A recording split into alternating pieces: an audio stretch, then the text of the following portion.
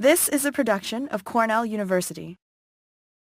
Here today, together with our wonderful friends and my wonderful colleagues. First of all, let me tell you how this story started. I would like to say my thanks to Evangelista, who has been instrumental really in organizing this event, and Center for Transformative Actions. We have done working for about a month and a half on this event.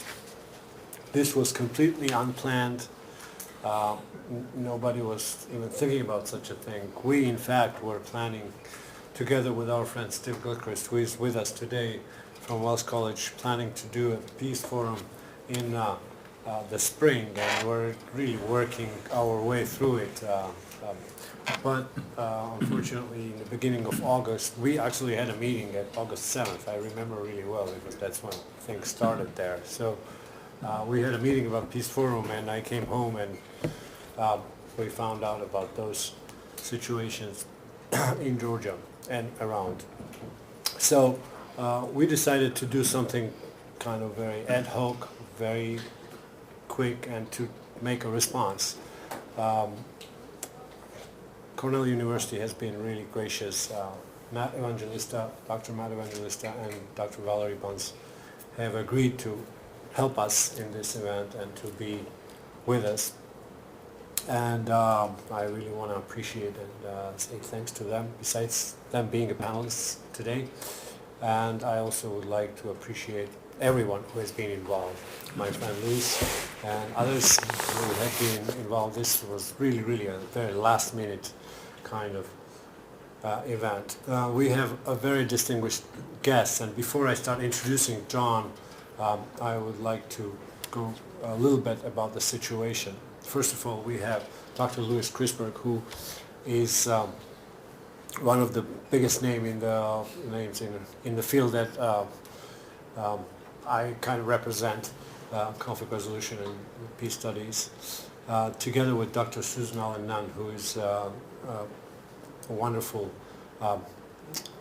doctor of conflict resolution who has done work on Caucasus, actually about Georgia, and about a very interesting subject. Has worked very closely with the area of Georgia and South Caucasus in general. You should also say you were master's students together. Yes. Yes, that's true too. So, and we had a very good time. Very good time. So, at the same time, I've been, I'm very proud that I've spent last about 7 years, specifically from the year 2001 to 2006, working tirelessly with Ambassador McDonald at the Institute for Multi-Track Diplomacy to promote different peace causes in Georgia and South Caucasus. We have been training people from Azerbaijan, Armenia, and Georgia for about 6 years. We have been doing works with local NGOs such as the International Center for Conflict and Negotiation. We have done work. John has come to Georgia and negotiated extremely difficult environmental conflict that took place between British Petroleum and local environmental community, which brought very good results in 2002. And well, I say that was the best result that we could have gotten out of British Petroleum by 2002.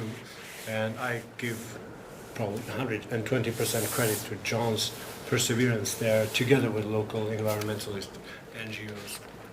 And at the same time, Ambassador McDonald has been proposing peace zones to consecutive Georgian governments for about 6 years now. We started. Don't do my speech for me.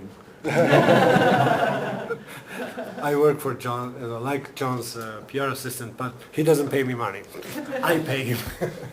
But so basically, what I'm saying has been a great work. We have been trying to elaborate on this concept with starting with President Shevardnadze in 2001. Ambassador McDonald has done many speeches, many meetings with different parties, and the concept of peace zones was elaborated. We started to work with Georgian government in 2004 with Prime Minister Zhvania and with Minister for Conflict Resolution, George Heindrawa. We worked for 1 year. Unfortunately, Mr. Zhvania died in some strange circumstances after that, and that project was kind of stopped during that time, after that time. But since then, even since then, after that, with President Saakashvili coming here, we have been pushing all the time, me being in prison, not included that time, but after I came out, John has been working very hard to work with different governments there and to reach out the words to all the parties, including Russians, to talk for demilitarized peace zones. Right now we have a situation in Georgia where all this situation is changing every day, and we are expecting a summit on October 15th, in which it will be very, very relevant, the concept that John has been talking since 2001. And so today we are here, and it's great. It looks like a round table discussion. For Georgia, a round table is kind of a very good format to discuss. So I guess we start with Ambassador McDonald. It's my honor to really bring to you Ambassador McDonald, who has been at IMTD for the last, I guess, 15 years already, since 1992, and has a very distinguished career at U.S. Foreign Service, one of the first directors of USAID field offices, and has done incredible work with the International Labor Organization, with environmental issues like Waters Act, et cetera, et cetera. And I should tell you, he has done incredible work with Georgia. And I hope also, my last word will be, I hope also that his vision, together with most of progressive people who envisioned a peace zone for the whole Caucasus, will come true one day in my lifetime. I really hope so. Thank you very much, John, for coming and the open discussion. And after that, we'll have a panel discussion with our panelists. Well, thank you very much, Irakli. It's a pleasure to be with you all. We had a very good flight up from Washington, D.C., and the planes worked, so that's very nice. And rare. What I thought I'd do is to give you a little background on our institute, and I have a one-pager that hope that would be passed around about what multi-track diplomacy is all about. And then I want to talk about 4 different cases which we have worked upon, which I think are relevant one way or another to your concerns and interests, and then talk about Georgia. In my own career, I was 40 years as a diplomat and 20 years running 2 NGOs, one the Iowa Peace Institute for 3 years, and then the Institute for Multi-Track Diplomacy. And I think it's been very helpful to understand the relationship between government and non-governmental organizations. In 1985, I wrote the first book on citizen diplomacy, or Track 2 diplomacy, while I was still at the State Department.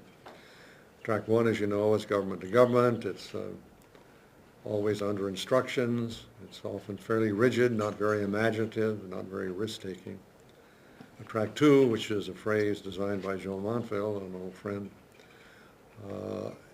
is NGOs, it's small groups, it's people to people. It is risk-taking, it is interactive, it is imaginative. It does things that governments don't want to do or don't know how to do or are afraid to do. And that book was actually a revolutionary document when it came out at the State Department. And then my good friend Lou Kreisberg invited me to do a chapter in a book that he was writing. This was about 1989. And I expanded this 2 tracks to 5 tracks, and then in 1991, Dr. Louise Diamond and I came up with the concept of multi-track diplomacy, a systems approach to peace. And track 3 is the business community, which when it gets its act together and understands what we're trying to do is very supportive. Track 4 is people exchanges. They come from one culture and learn things and go back into their own culture. Track 5 is what we do as an institute, education, training, a little research. Track 6 is peace activism or people power. In fact, Irakli wrote one of our occasional papers on the Orange Revolution, the Rose Revolution. Track 7 is religion. Wherever we go, why we work with peoples from different religious backgrounds, it turns out. Track 8 is money. We're always broke. You don't make any money in this particular field of conflict resolution. And it's hard to raise money for peace these days in this environment. And track 9 is that inner circle. It ties everything together. It's communications in the largest sense of the word. And it's our philosophy and our belief that no one track by itself can bring about a peace process. Now, track 1 doesn't realize this, but they can't do it by themselves. You have to bring all of these together in this system concept to build a peace process that will actually last. My first story, basically you'll see that what we try to do, and I say we make the impossible possible. And that's why these concepts are so relevant to the peace zone idea that has brought us all together here. My first story is about a Bill of Rights for Northern Ireland. You know, that conflict was around for 400 years. And in 1985, they wrote an international treaty between the United Kingdom and Ireland dealing with Northern Ireland. And I was fascinated by this treaty. We held a seminar on it at the State Department. And one sentence in Article 3 of that international treaty, which was signed by both countries, was a statement that there should be a Bill of Rights for Northern Ireland. Well, I was fascinated by that idea because neither country had a modern Bill of Rights, and I was curious as to what they were going to do. So time went by. I didn't see much happening. So I was in London at the end of '89, and I visited a friend in the Foreign Ministry who had been involved with that treaty. By this time, I was president of the Iowa Peace Institute. And I reminded him of that clause in that treaty, and I said, has anything happened in the last 4 or 5 years that I've missed out on? He said, well, actually, no, nothing has happened. And I said, do you plan to do anything about this phrase, which I'm very excited about? He said, well, actually, we don't have any plans. And I said, why did you put it in the treaty? A very long pause. He said, for public relations purposes. I said, you mean you have nothing planned whatsoever to make that a reality? He said, frankly, no. Well, that made me pretty unhappy. And I thought, talked to Joe Montville. We got together. We convened a few months later in Boston. 2 people from Northern Ireland, one Catholic and one Protestant. One was a human rights lawyer. The other was a peace activist, as a Catholic and Protestant, and a half a dozen Americans. We sat together for several days. And we finally reached agreement. Those 2 men from Northern Ireland would draft a Bill of Rights for Northern Ireland. They would do the research, they would put it together, they would check it out locally, and then we would convene a meeting in Des Moines, Iowa, of experts and politicians to give it status and credibility. In other words, we would do the staff work that neither Britain or Ireland had even thought about doing. And so it took them about a year to do the draft, and then at the end of 1991, it took us about a year to raise money from the business community in Des Moines, Iowa. 15 people came together, 8 from Northern Ireland, 5 representing the number 1 or the number 2 in each of the 5 main political parties, the 2 drafters, and a professor from Ulster. 8 men. Never met before, but they decided they liked the idea of a Bill of Rights and they wanted to be a part of this process. On the other side, we had the Chief Justice of the Supreme Court of Canada, who had written a Bill of Rights for Canada. We had a professor from New Zealand who had written a Bill of Rights for New Zealand, both Commonwealth countries. And we had several American experts on Bill of Rights and human rights. We sat together for a week, day and night, and we reviewed every single line of that draft treaty. And we amended it and made it stronger and more focused. And by the end of that week, Every one of the 15 people present thought this was a great document and agreed to every word and every phrase. At the last session, we had a little banquet at the end, and two people on my left were very excited about something, one Catholic, one Protestant, and I asked them what was happening. They said, "Oh, we just learned that we're third cousins." They came from Belfast to Des Moines, Iowa, Catholic, Protestant. They're 4 blocks apart. They never knew that, and they never knew they were related. So that's the kind of people-to-people things that make our work exciting. So we thought we'd completed our work, and we're very happy with it. A year later, there was another intergovernmental meeting at Track 1 with Britain and Ireland and Northern Ireland. They set up an ad hoc committee on a Bill of Rights for Northern Ireland. The only document on the table was that text out of Des Moines, Iowa. 3 of the political leaders in Iowa were on that ad hoc committee. And by the end of that meeting, both the head of the British delegation, the head of the Irish delegation got on national television and said, "We have approved a Bill of Rights for Northern Ireland." And that Bill of Rights was mentioned 4 times in the April 98 agreement when they reached agreement on the larger issue. So it's just an example of taking a piece out of a major conflict, which is what we're trying to do with the peace zone for Abkhazia and Georgia. Take a piece out of it and focus on it and try to make it into a reality. My second story has to do with Cyprus. You may remember that Cyprus became an independent nation in 1964. In 1960, when the British Empire was breaking up, and they had peace for 4 years, Greece got a little greedy in 64 and had an attempted coup. A lot of killing took place. The Security Council met, put in a peacekeeping force, divided the island with a green line and put the peacekeepers on the island. 10 years later, another attempted coup. This time Turkey sent in 35,000 troops. A lot of killing took place. All the Muslims moved to the north. All the Christians moved to the south, where they lived together in peace for 1,000 years. You couldn't cross the green line. You couldn't send a letter. You couldn't make a phone call. Totally isolated, one side from the other. That was 1974. Other people in Track 1, including the UN, Kofi Annan, tried to bring people together. Not much luck. We were invited by some people on the island. It's a fundamental principle of our institute. We only go where we are invited to go by the people in the conflict. Not by government, but by people who come together, feel that there is a need to change the environment that they're working in conflict areas, and ask for help. And what we do is we go and we listen. Track 1 doesn't know how to listen. Just tell you that flat out. They don't know how to listen. We ask people what their needs are.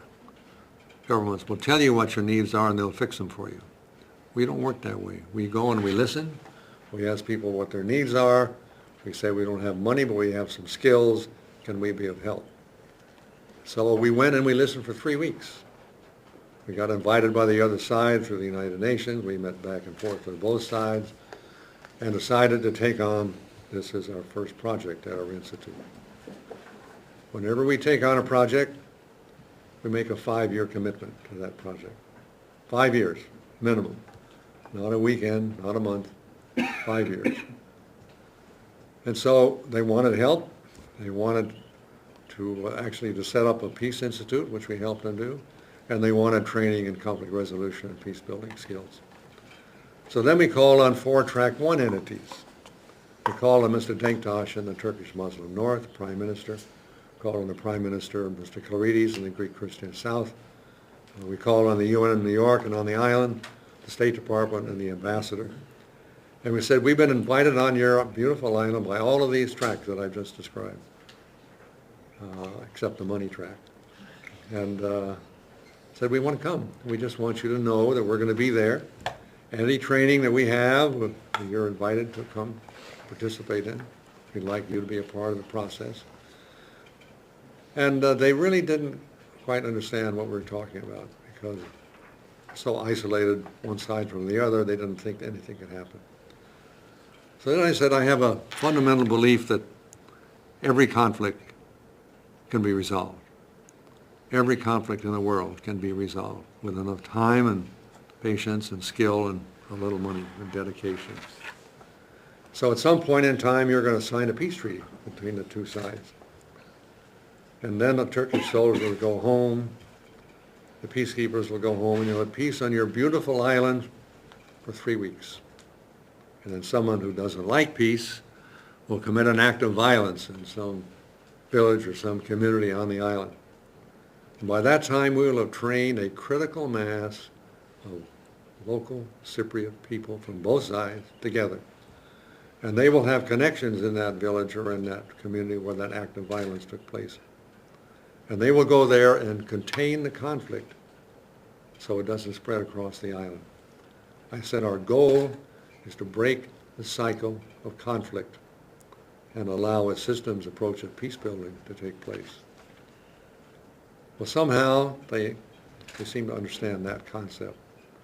And we didn't ask for a letter or anything. We just started coming back. We worked separately for 15 months with the Muslims in the north and the Christians in the south. They were not about to sit down and talk to each other. 15 months. And finally, they had the skills, they had trusted us, and you have to build trust if you're going to make any progress in this field. And 6 came together from each side on the Green Line in the Leader Palace Hotel where the Canadian peacekeepers were staying. Because they trusted us and had the skills, within 1 hour, they bonded and became our steering committee. There were politicians from both sides. There was a university president. There was a poetess, a journalist, a businessman, all together for the first time. But they had this common hope, and they wanted to change the system, change the way conflict was taking place. We worked for 8 years on that project and then ran out of money. And by the end of that time, we and others had trained 2,500 Cypriots together, and we were told you could only train 2. 4 years ago, the Deputy Prime Minister of the Turkish Muslim North said to the world, I'm going to raise the gates on the Green Line. I want everybody on the island to move back and forth across the Green Line. Go back to where you used to live, see where your neighbors were, get caught up after all these decades. 5,000 people crossed the Green Line in the first 24 hours. In the next 3 months, 700,000 people crossed the Green Line. There are only 1 million people on the island. As of this day, about 7 million crossings have taken place. Who raised the gates? Who was the man that had the guts and the foresight to do that? One of those 6 Muslims that we'd spent 2 years, 2.5 years working with. He was now Deputy Prime Minister. He raised the gates.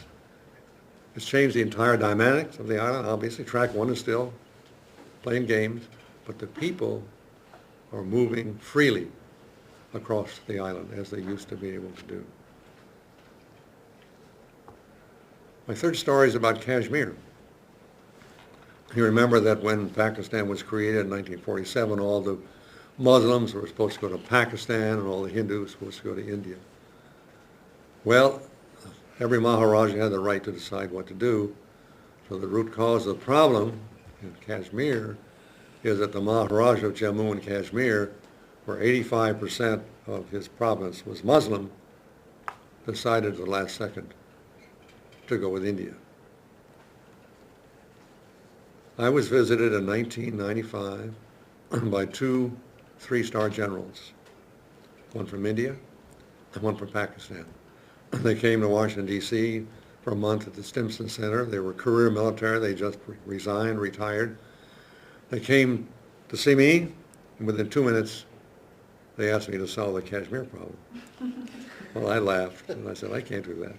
But they were very serious men. They said, we have fought 2 wars against each other over Kashmir, and we don't want to fight a 3rd war. And neither of our governments are doing a thing to resolve that conflict. And we thought you, maybe small NGO might be able to be of some help. Well, I'd been to the subcontinent a number of times. My first visit was 1956, actually. Was accredited as a diplomat to Turkey, Iran, and Pakistan, so I had many visits back and forth in that part of the world. So I wanted to do something, respond to that request. 2 years went by, and suddenly I was visited by we had no money, so we didn't do anything that 2 years. I was visited by a man from Bombay, and I tried out a new idea on him. I said, how about getting Track 3, the business community, involved in Kashmir? What do you think of that? He thought it was a great idea, invited me to Bombay to meet with business leaders from that part of the world. The very next day, the State Department International Visitors Program brought over a politician and a businessman combined from Lahore, Pakistan. He loved the idea and invited me to Lahore and would take me down to Karachi. Then I got a letter a few days later from the Chamber of Commerce, PhD Chamber in Delhi, saying they'd like the idea of business and peace building, would I come there? So we had invitations to go to Delhi, Bombay, and Lahore. We had some money to do our work with the Dalai Lama. We've been working with the government of Tibetan exile since 1990. And then we'd made trips to Delhi, Bombay, and Lahore. And then I got some money from the McKnight Foundation in Minneapolis and the Sasakawa Peace Foundation in Tokyo. And we really moved on that idea. And we did a training finally for 28 business leaders in Delhi, and later 50 business leaders in Lahore. And that seminar was opened by the Lieutenant General from Pakistan, who originally invited us to get involved. We also got involved with Kashmiris on both sides, and have done 2004. Well, we also trained with their money 70 parliamentary leaders from Azad Kashmir or Pakistan Kashmir in the United States for one-week sessions over a 2-year period, and brought Kashmiris together for the first time in history in Kathmandu in 2004, and then again in 2006 in the Maldives Islands. But the key story that I want to relate to you about how you can change systems has to do with an idea that I put forward at a refugee camp outside of Muzaffarabad, the Pakistan capital in Kashmir. On April 7, 2000, I was asked to address 1,000 people in a refugee camp who had all fled from the Indian side for fear of their lives. Desperate situation, but I talked to them a bit about what we were doing, then I finally came up with an idea. I said, you all remember a year before, in 1999, there was a politician's bus. Prime Minister of India took a bus from Delhi to Lahore and met with the Prime Minister of Pakistan, focusing on Kashmir. It fell apart over other reasons later, but they all remembered that. I said, I want to start a people's bus just for Kashmiris to cross the line of control, to be reunited with your families. 95% of the people in Kashmir have relatives on the other side of the line of control that was put in there in the early 60s. You couldn't cross back and forth. Totally isolated one side of the province from the other after those wars were fought. They thought this was a great idea, so we came back to Washington, had no money, no project proposal, but an idea, and began to push it with both embassies. I never went near the State Department. They wouldn't understand what I was doing. And then would go back, and when I was speaking, I would always talk about this bus idea, people's bus idea in India and Pakistan. Got a lot of press attention. My goal was to have this idea move to Track 1, because we didn't have the power to raise the gates. 3 years went by when the government of India issued a press release, suggested 5, and they used the word Track 2 in the headline, 5 Track 2 proposals to Pakistan. The third one was the people's bus. They'd taken the idea word for word, which was fantastic, and moved it from Track 2 to Track 1 and offered that Pakistanis the option. And 4 days later, the Pakistanis agreed. So I was ecstatic. I thought this would happen very quickly, but it didn't. my fellow diplomats in India and Pakistan got hung up on paperwork. They argued for a year about what kind of visas or passports were required. And finally they were ordered by the now President of Pakistan and the Prime Minister of India to agree on that people's bus. So on February 15, 2005, they agreed, and the first bus took place on April 7, 2005, 5 years to the day after I made that proposal at that refugee camp. This was a major shift in energy in the subcontinent. The Prime Minister of India, Mr. Singh, Sonia Gandhi, the head of the Congress Party, flew up to Srinagar on the Indian side to wave goodbye to the bus. Prime Minister on the Azad Kashmir side was there to greet them. There were two buses going back and forth. 30,000 people have signed up to take that bus. We changed the whole subcontinent with that first concept of a peaceful exchange of people through this bus transportation. They got visas, they got paperwork to spend a month on the other side. I've talked to people who've gone to the other side, and it was a life-changing experience for them because they were reunited with their families. We're still working on Kashmir.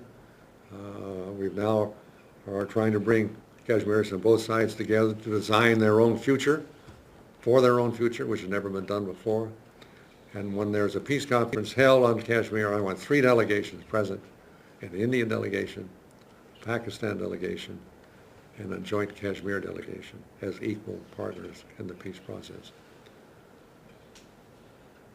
My fourth and last example happened in June 20 of this year. We were going to Dharamsala, and we decided to stop off on Amritsar, which is right near the Indian border. It's the Sikh capital of the world. There are 36 million Sikhs in the world.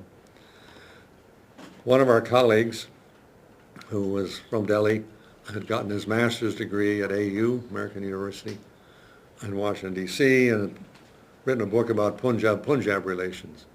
In 1947, the Pakistan-India border divided the province of Punjab in half, and it was also, you couldn't cross the border. It was no trade, no nothing, back and forth. And he wanted to improve Punjab relations. He knew about our work with Kashmir, and so he got us interested and involved. And when I told him we were stopping in Amritsar, he was in Delhi, he was a journalist at the time, and he said, I'll arrange your full day's program there and I'll come over and help you manage it.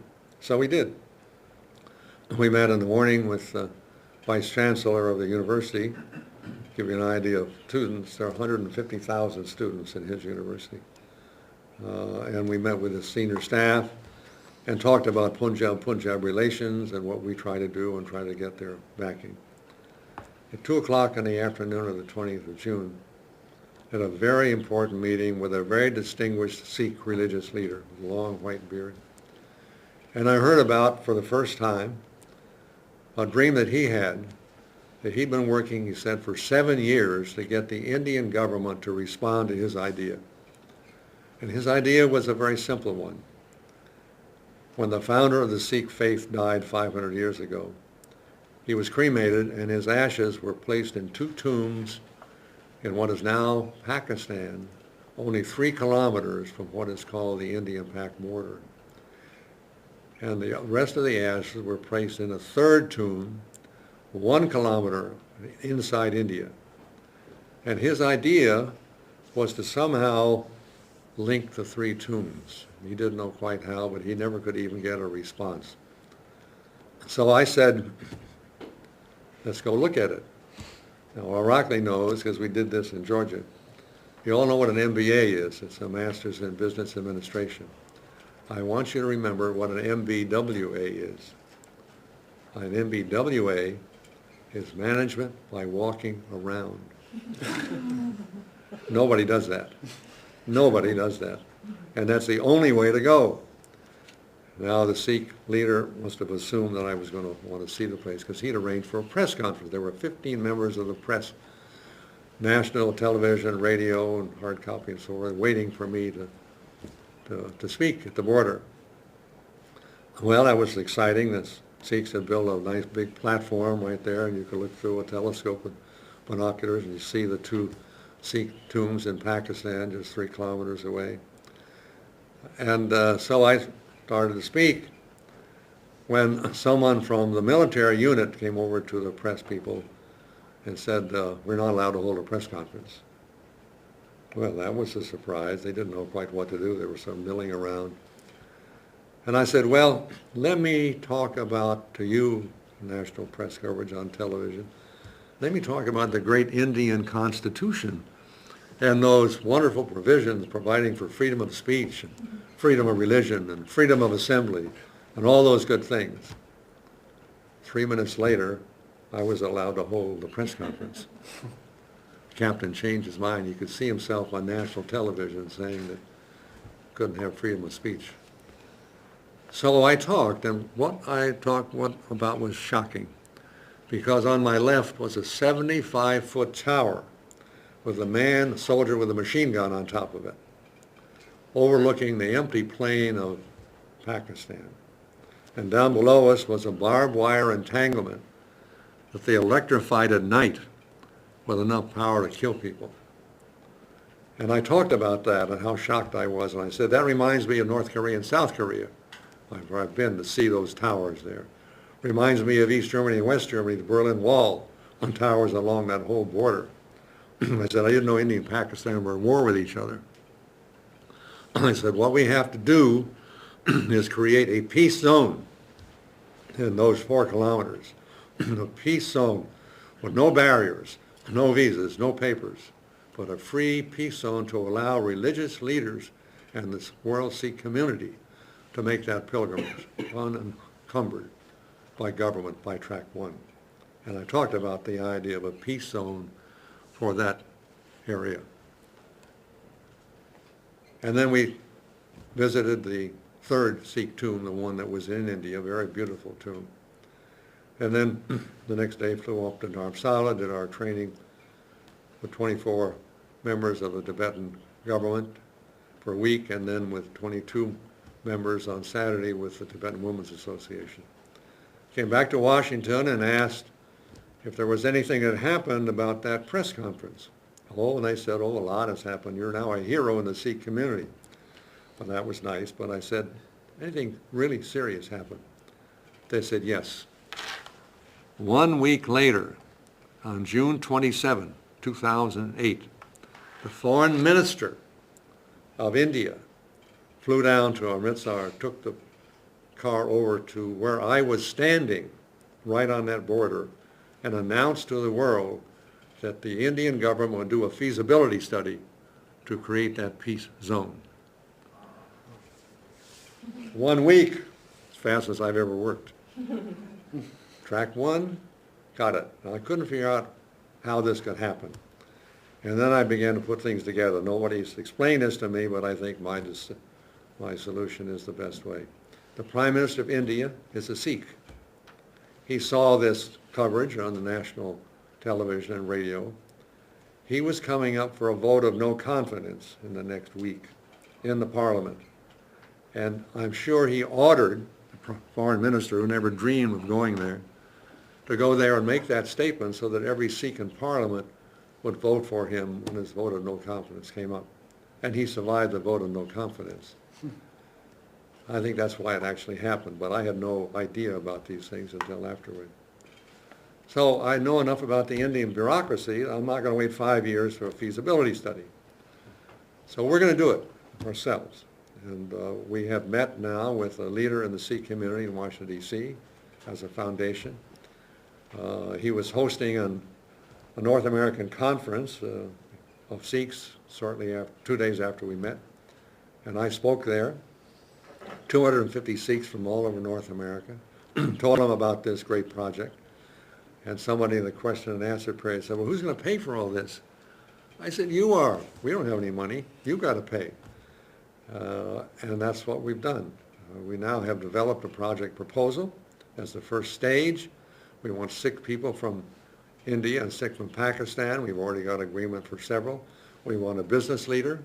We want an architect, we want an engineer, we want a city planner, we want a religious leader, and the press.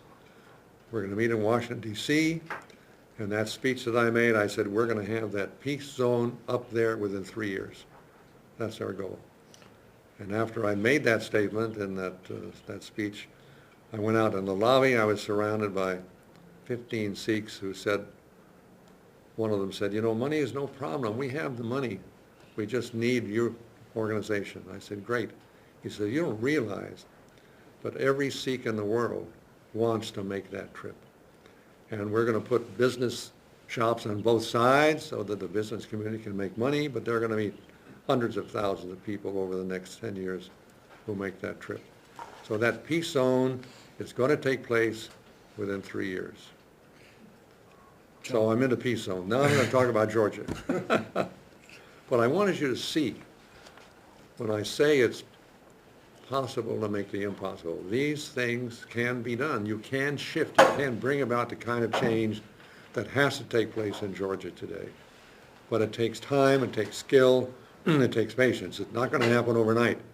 And that's what people have to realize. So as Irakli said, my first visit to Georgia was in 2001. And I was invited there by the chairman of the Georgian American Business Association based in Washington, D.C.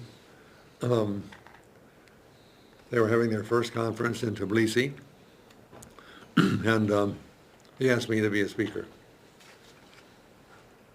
2-day conference opened by Shevardnadze, the president. The first day was spent on talking about the Cheyenne pipeline, which has just been signed a few months before. The idea is to bring oil and then later gas from Baku, Azerbaijan, through Tbilisi, through eastern Turkey, exiting in the Mediterranean, bypassing the Russians, and bypassing the Black Sea. A dramatic project. But nobody mentioned that first day conflict, of which there was a great deal in that part of the world, and nobody mentioned people. So I was the first speaker the second day, and thanks to Irakli getting me over there. And I told about some of the things we had done. And then I said, in today's world, there's no way to protect a pipeline militarily. And I said, look at Sudan, look at Iraq, look at Colombia, look at Chad, look at Nigeria. I said, people blow up pipelines. So what you've got to do is to bring the people along the path of the pipeline into the project. Help them build the project, hire them to build the project, provide them with education and training and skill building, and they will protect the pipeline for you in their own self-interest.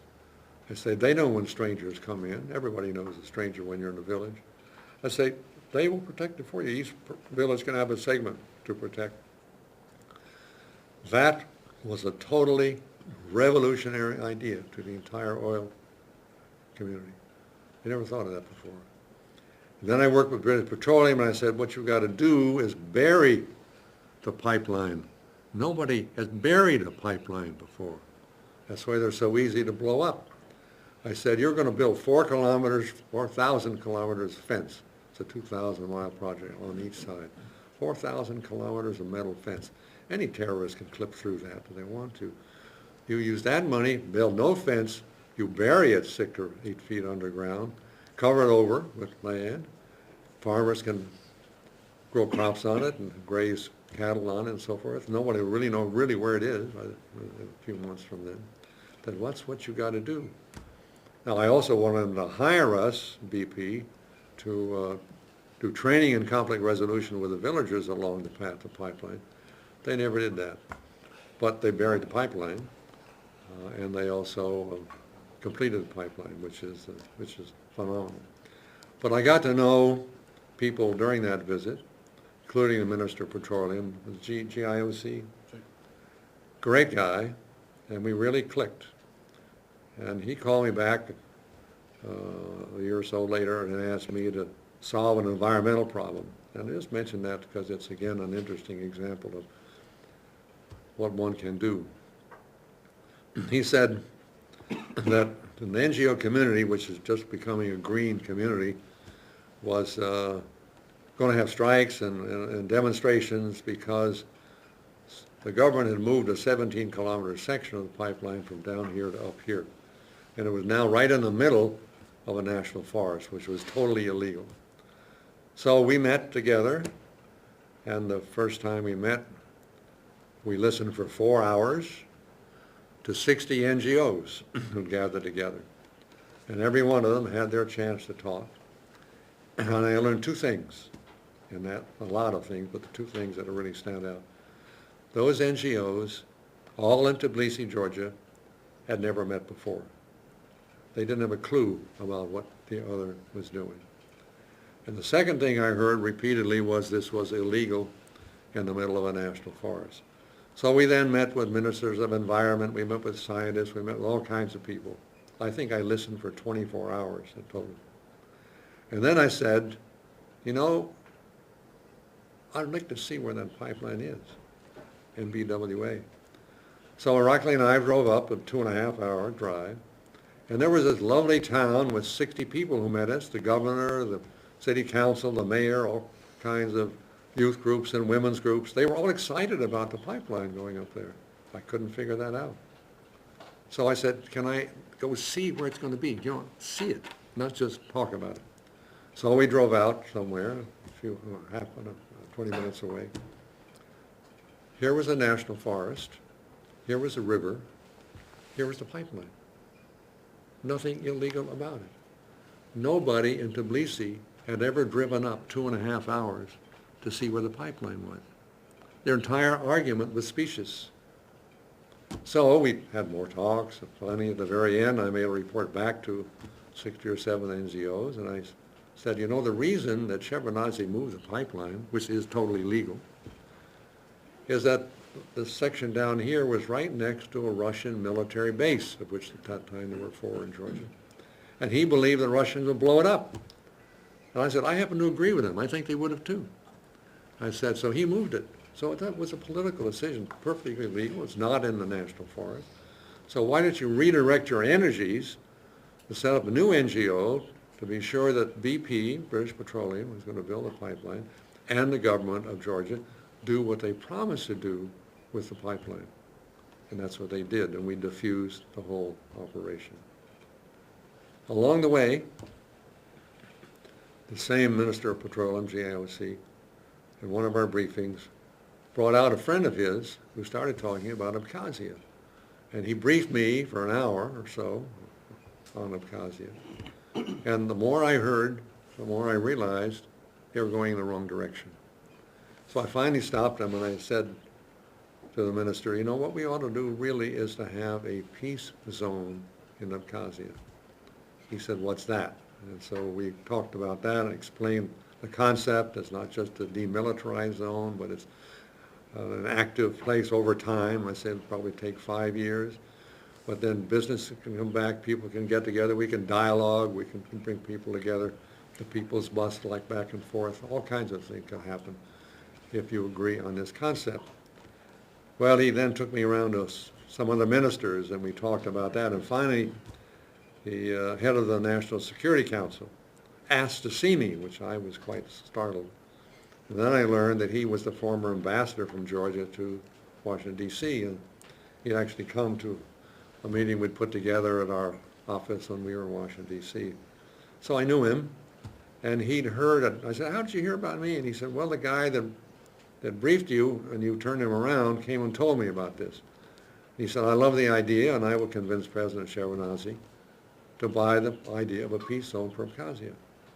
And he did, and President Shevardnadze agreed to a peace zone.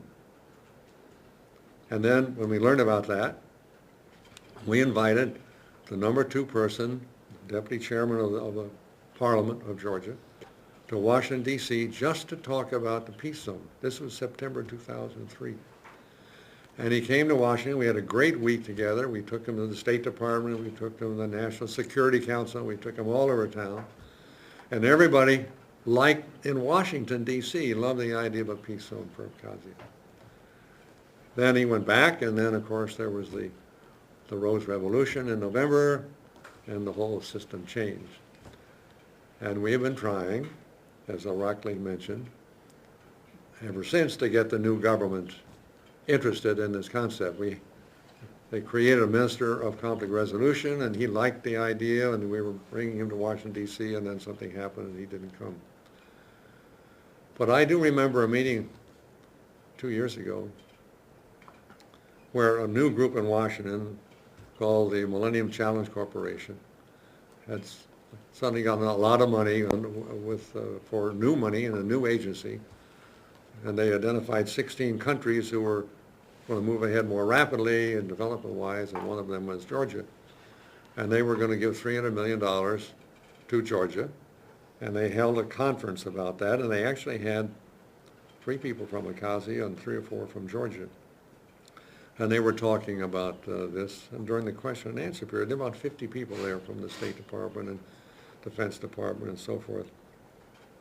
I finally asked to me the obvious question: is any of that $300 million going to Abkhazia?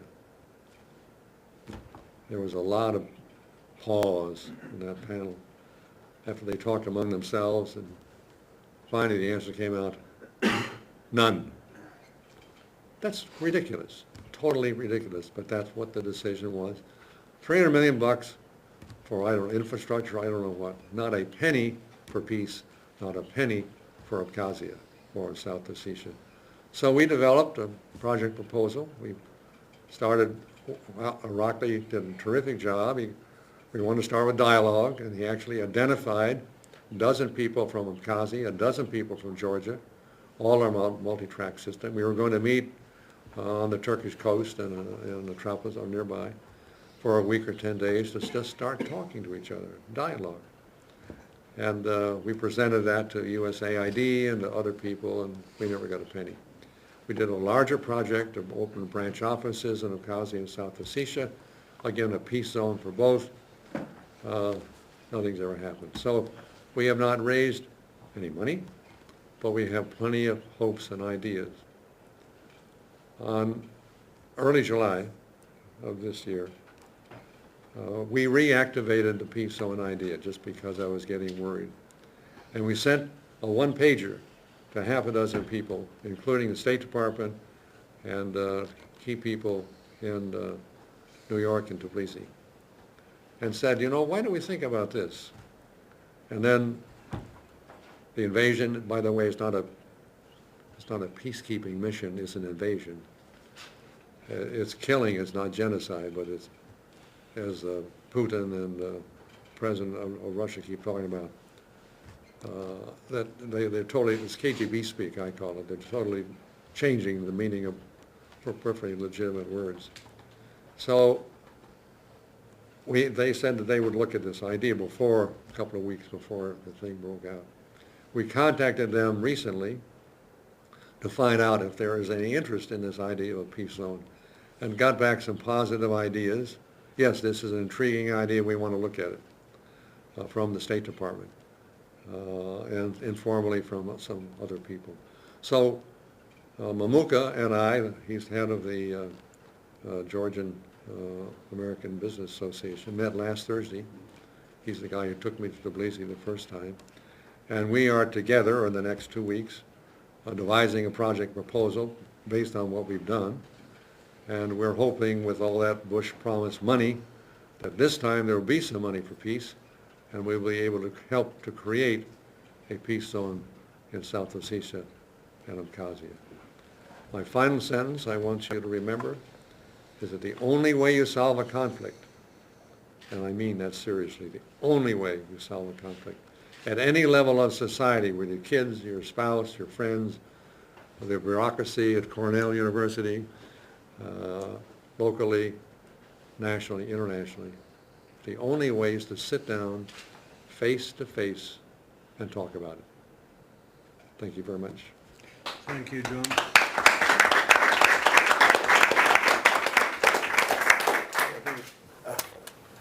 After this very interesting discussion about different experiences in different parts of the world, I'm very honored to give right now to have an opportunity to participate in this great discussion. We have wonderful presenters here.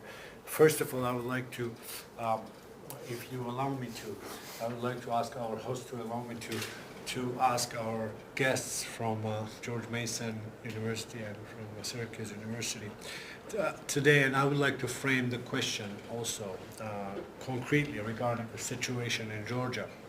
Now, since European Union got involved, and we have been dealing with the issues on two opposite sides. One side is Russia, and the other side is NATO. And it looks like this is the dichotomy that is working. But then, of course, we had President Sarkozy's visit, which was more productive, and lots of Georgians that I'm talking to have the highest hopes on EU right now rather than NATO or Russia, of course. So now the factor of EU is going in there, and with that, it's very interesting. How could that be thought of? I would like to ask my friend Dr. Susan Allen Nan to give us comments on that, together with your experience, your wonderful experience of studying the area. You've been working with Abkhazians and Georgians for more than 15 years, and please give us your outlook. And also, I'll be very interested to hear from you, what do you think with EU's more active role in this?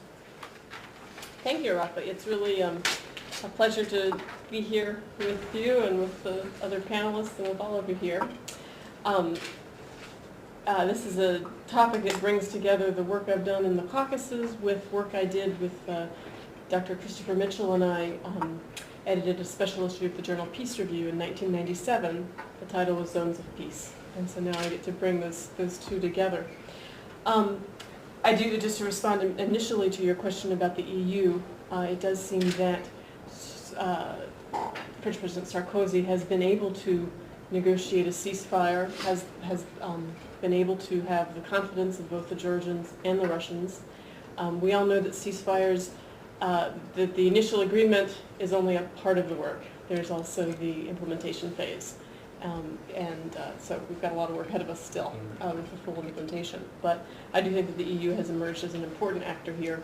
Certainly the US and Russia are not anywhere close to being neutral participants. But in terms of what this means for zones of peace, I want to go to, I've been reading lots of news from the region. And there was one thing that struck me early on in the conflict, right after the war had ended. There was a report of a woman in Gori who said, "What will happen here?" And that really got me thinking, wow, what could happen here? And I think that John Paul Lederach talks about using the moral imagination, which means being rooted in the current realities, but envisioning something that's totally beyond them, and envisioning what could be possible, even when it seems impossible. Making possible what seems impossible. And I think that's what needs to happen in the Caucasus now. And I think that we here can be a part of that, but it needs to also come from the people in the Caucasus as well. And we have with us Irakli with his being a Georgian. So a zone of peace seems like it could, it seems impossible on the one hand, but could totally be possible. We've just heard examples of zones of peace that came about, one of them even in a week.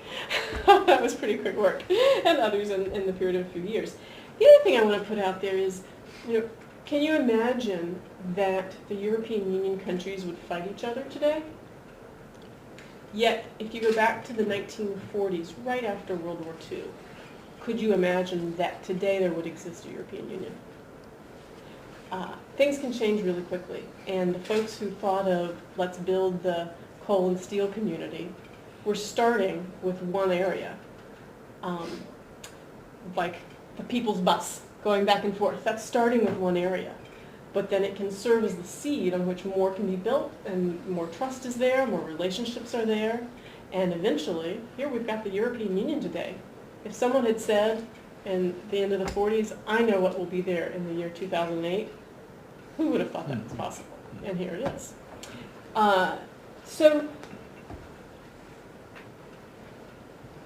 as the bombs were dropping in August with the war surrounding South Ossetia, I was reading that news on the one hand, and on the other hand, I was reading emails from peace-building friends, the friends I've made, South Ossetians, Abkhaz, Georgians, all different sides of the conflict, in touch with Russian friends of mine, and in touch with Americans close to the U.S. Policy community as well. And the emails from Georgians and Ossetians and Abkhaz, I was copied on some of them as they emailed each other, asking across the conflict divides, even while the bombs were falling, even while the headlines were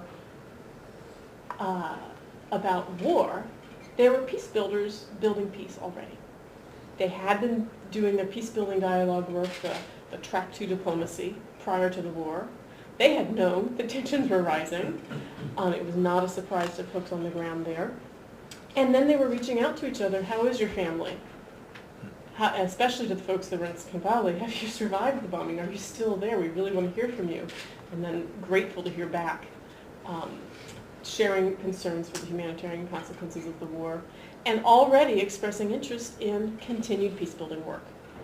So if we then look at the possibilities of a zone of peace, or zones of peace in the Caucasus, there's something to start with there.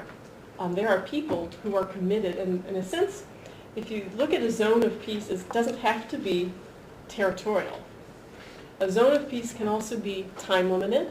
There have been ceasefires for vaccinations. That's a time-limited zone in time. That's a time-limited zone of peace. And a ceasefire and a zone of peace can also be limited to certain groups. We will not attack children, or we will not attack children and women, or we will not attack a certain class of people. In a sense, there's already some kind of a zone of peace there with all these peace builders who are outraged at all the various official governmental actors who engaged in building the war that just happened, and committed to reaching out to each other and rebuilding that peace. So there's something to start with. The creation of zones of peace can be bottom up from the grassroots. It can also be outside in. It can be imposed by the UN or other outside governmental negotiators who say, John McDonald and I were talking on the plane up here about what to do, and what was the city right between Serbia and Croatia and Bosnia, a city that ended up becoming an international city because they just couldn't figure out what else to do with it. And so it can be outside in, or it can be bottom up. And I think it's stronger when, no matter where it starts, we end up with support from both the outside in and the bottom up. The goal of zones of peace can vary over time. It could start with, we just want a ceasefire, and then build to, we want to build a culture of peace, we want to have a permanent peace here, we want to build, it can grow in terms of what its goals are. Again, it can be a focus on a geographic space, a space in time, or a particular class of people or group. Zones of peace differ in terms of their monitoring enforcement. Are they enforced by peacekeepers, as a green zone sort of zone of peace would be? They differ in terms of their rules, and they differ in terms of their shape. They also are dynamic. If you look at the history of zones of peace, I mean, you can go back into early history where, for example, churches served as refuges, and people couldn't fight there. One could take refuge in a church and not be subject to being attacked.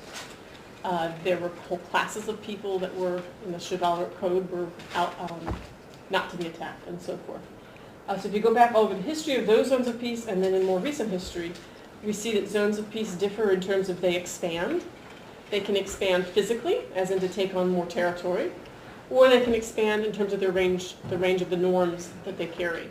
It could be first that it's a zone of peace where military won't be allowed, and then later it's a zone of peace where arms wouldn't be allowed, and then it's a zone of peace where we're actively building a peace culture, and so forth. So the norms can expand as well as the physical area can expand. They also can contract as well. And they need to be adaptable, yet also seek an institutionalization. So if they're bottom up, the more they can get the official institutionalization, that will be helpful. If they're institutionalized officially from the outside in, then having that bottom-up support will be important too. The impacts of zones of peace I'd like to think of as both short-term and long-term. Long-term, they can be really useful in building civil society. The outsiders who come to support zones of peace then learn about, they're learning from the locals involved in the zones of peace, and then go back and spread peace-building lessons to other places in the world too. So the idea of safe havens or hospital zones, humanitarian relief quarters, buffer zones, green lines, nuclear-free zones, those are all different versions of what kind of zone of peace. So if we then return to Rebecca's question, what about in the Caucasus, and what about specifically with Abkhazia and South Ossetia, I think that there is definitely discussion of the idea of zones of peace within the peace-building community there, but not amongst the officials recently. That transition that Ambassador McDonald referred to changed things a lot. And so I think what we can do, what we in this room can do, is keep those conversations going. And then we can look carefully at what kinds of zones of peace would make sense there. I think that the Abkhaz definitely want to be independent and not become a part of Russia, even with Russia's recognition of them and the talk of the Russian military going into Abkhazia. I've understood secondhand, hearing through others, that Bagapsh, the de facto president of Abkhazia, has said that he would be willing to totally demilitarize Abkhazia if Georgia did the same thing. Can we get a similar commitment from the president of Georgia? So it may seem impossible now, but there are other things that seemed impossible in history and then have come to be. So are we talking about a demilitarized zone? Certainly Abkhazia has a lot going for it in terms of there could be so many tourists there. If a zone of peace were stood up before the 2011, is that it? When are the Olympics? 2014, I think. 2014 Right. are the Olympics? Thank you. So the 2014 Olympics that are going to be in Sochi. Sochi is really close to Abkhazia, really, really close. In fact, lots of the people building and constructing the infrastructure for the Sochi Olympics are living in Abkhazia. There could be a real, that could be a real draw towards building a zone of peace in Abkhazia prior to the 2014 Olympics. And I think that the South Ossetia, I think, is in a different situation. There's not as much of a draw for tourists to go there. Abkhazia has beautiful Black Sea right by mountaintops. It was, I think, the most beautiful place I did the pleasure of doing. If you're going to do dissertation research and plot away for hours and hours and hours on the minutia of coding your data, it's a great place to do that. And it is also a really attractive tourist destination. South Ossetia is in a different situation, and I don't think it would have the same kind of draw for setting up a zone of peace in terms of what kind of tourism it would attract. It is, however, in a strategic location for trade between the South Caucasus and Russia. And so something more focused there on, is there a duty-free zone or something that creates a real trade incentive and make more of a commercially oriented peace zone, I think would make more sense to look at there. But again, I think it's really important that this comes from the local folks, and we outsiders can offer comparisons of other zones of peace, can offer frameworks for thinking through, well, what are the norms going to be, how's this going to develop over time, what's the long-term vision, where do we start? I guess I'll leave you then just with one example of what I consider has been, and I don't know what's happened with it since August 7th, but I haven't heard any news of anything changing. What I consider has been already a zone of peace in the area, and that is the Nguri hydroelectric power plant. Unless you know of what's happened since August, historically there was fighting in 93, 94, ceasefire took place, and the Georgians and the Abkhaz shared the Nguri hydroelectric power plant, which is close to the de facto border, and both got electricity from it, and their engineers came from both sides of the conflict and worked on it cooperatively and kept that hydroelectric power plant going for years. And again, I'd be very interested to know what's happened since the war. I've got some news on that one too. Good news or bad news? But, well, Russians took it over. The Russians took it over. Twice, yeah. But actually, to confirm your point, is that, well, before I want to ask the questions to other panelists, to confirm your point, I have some rumors that also, unofficial rumors, I talked to Georgian ambassador to UN about 2 weeks ago, and to Irakli Kakabadze, who is one of the most sane guys in this current Georgian government. So, and he's very, very actively involved with Abkhaz issues and all this. Well, he says that Saakashvili was never a peace guy, but now because he was kind of beaten in this fight and all this stuff, and this is the guy, kind of a guy who once someone beats him up, then he becomes more peace-loving. So now he's sort of leaning towards kind of he doesn't like me obviously, and he doesn't like my friends from the peace community, but he right now started to lean towards listen to the people who talk about peace zones. Doesn't mean he accepted. I mean, he has obsession with NATO and all this kind of stuff, with militarism and extremism. But all the other stuff, when he saw other side of militarism and extremism in the face of Russians, now it's like easier to talk to him about the peace. Now, of course, Saakashvili is still Saakashvili, but you know, Matt Bryza, who you probably know, the guy who oversees Georgia from state, whom I know already for 16 years. Valerie, you know him too.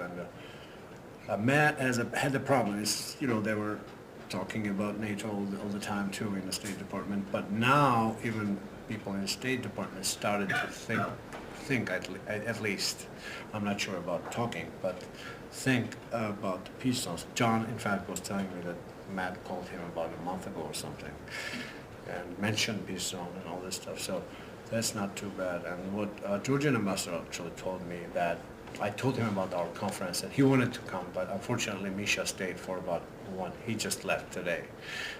He was here in this country meeting Sarah Palin and all these people, wonderful people here. So Misha is leaning to that. So what Irakli suggested is that, you know, if there will be some elaborate kind of plan, of course it's very difficult to say we're going to have a plan in 2 weeks, but by October 15th there is an EU summit. We have Luis here, who is French, so he's our ambassador to EU. But I'm just, it's just true. But really, what he suggested, he wants to see that document and take it to the EU summit, because EU is right now, EU's role is increasing and increasing, and he also sees as a problem solver, really. There are two opposite extremes here, Russia and NATO, and EU comes out in the middle as a more peace party. And play that Sarkozy is playing right now, it's proved to be effective so far, they think. So I want to continue asking Dr. Krisberg and then Dr. Bunce and Dr. Evangelista about this. What do you think? Do you think there is any chance that peace zones could be promoted from your standpoint in Georgia, or something close to the peace zones? We're not talking about totally idealistic vision, but something that EU can do. Well, I have very little familiarity with the ground in Abkhazia and Georgia, Ossetia, but that's not going to stop me from making a few comments anyway. And let me just, first I'll put it in the context of what I think of in the nature of the conflict resolution movement. In a way, it doesn't diminish at all what John has told you about the successes, but I want to say that there are a lot of people doing a lot of things going, and they constitute a movement around the world now, and to some extent that accounts for the decrease in wars since 1989, 1990, despite the American perception of the world as being this terrible war-strewn place that just is a dangerous, exploding place. Wars have decreased in number, deaths have decreased, and it's due to the end of the Cold War, it's due to a lot of things, but it's also part partly due to the growth of this movement. And the movement is more than the people who identify themselves as peace workers, peacemakers, or conflict resolvers. A lot of people have been doing a lot of these things on their own. In fact, that's how the movement became. As Susan pointed out, zones of peace have been around for a long time. Sanctuaries have been around for a long time. And I just want to point out the book edited by Landon Hancock and Christopher Mitchell, Zones of Peace, and they discuss a huge variety of this phenomena. And many of them, the recent attention to them is partly coming out of popular movements in the Philippines and in Peru, where the people have just said, enough, we're not going to deal with any of these militias coming around and killing us, you all stay away. And they've been able to pull it off for a while at least. So I think what the accounts of all the examples that you heard of indicates is that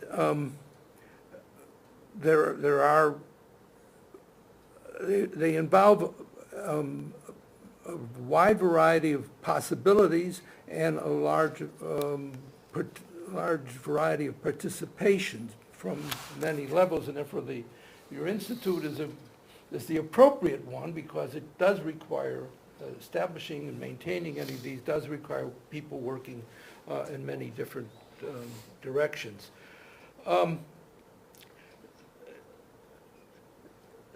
Let me just make one initial comment about building peace zones. Actually, I did work many years ago in the early years of the European coal and steel community, so I was very taken when you pointed to the relevance of that. One of the wonderful things about the European coal and steel community, when it was formed in 1952, how calculating it was.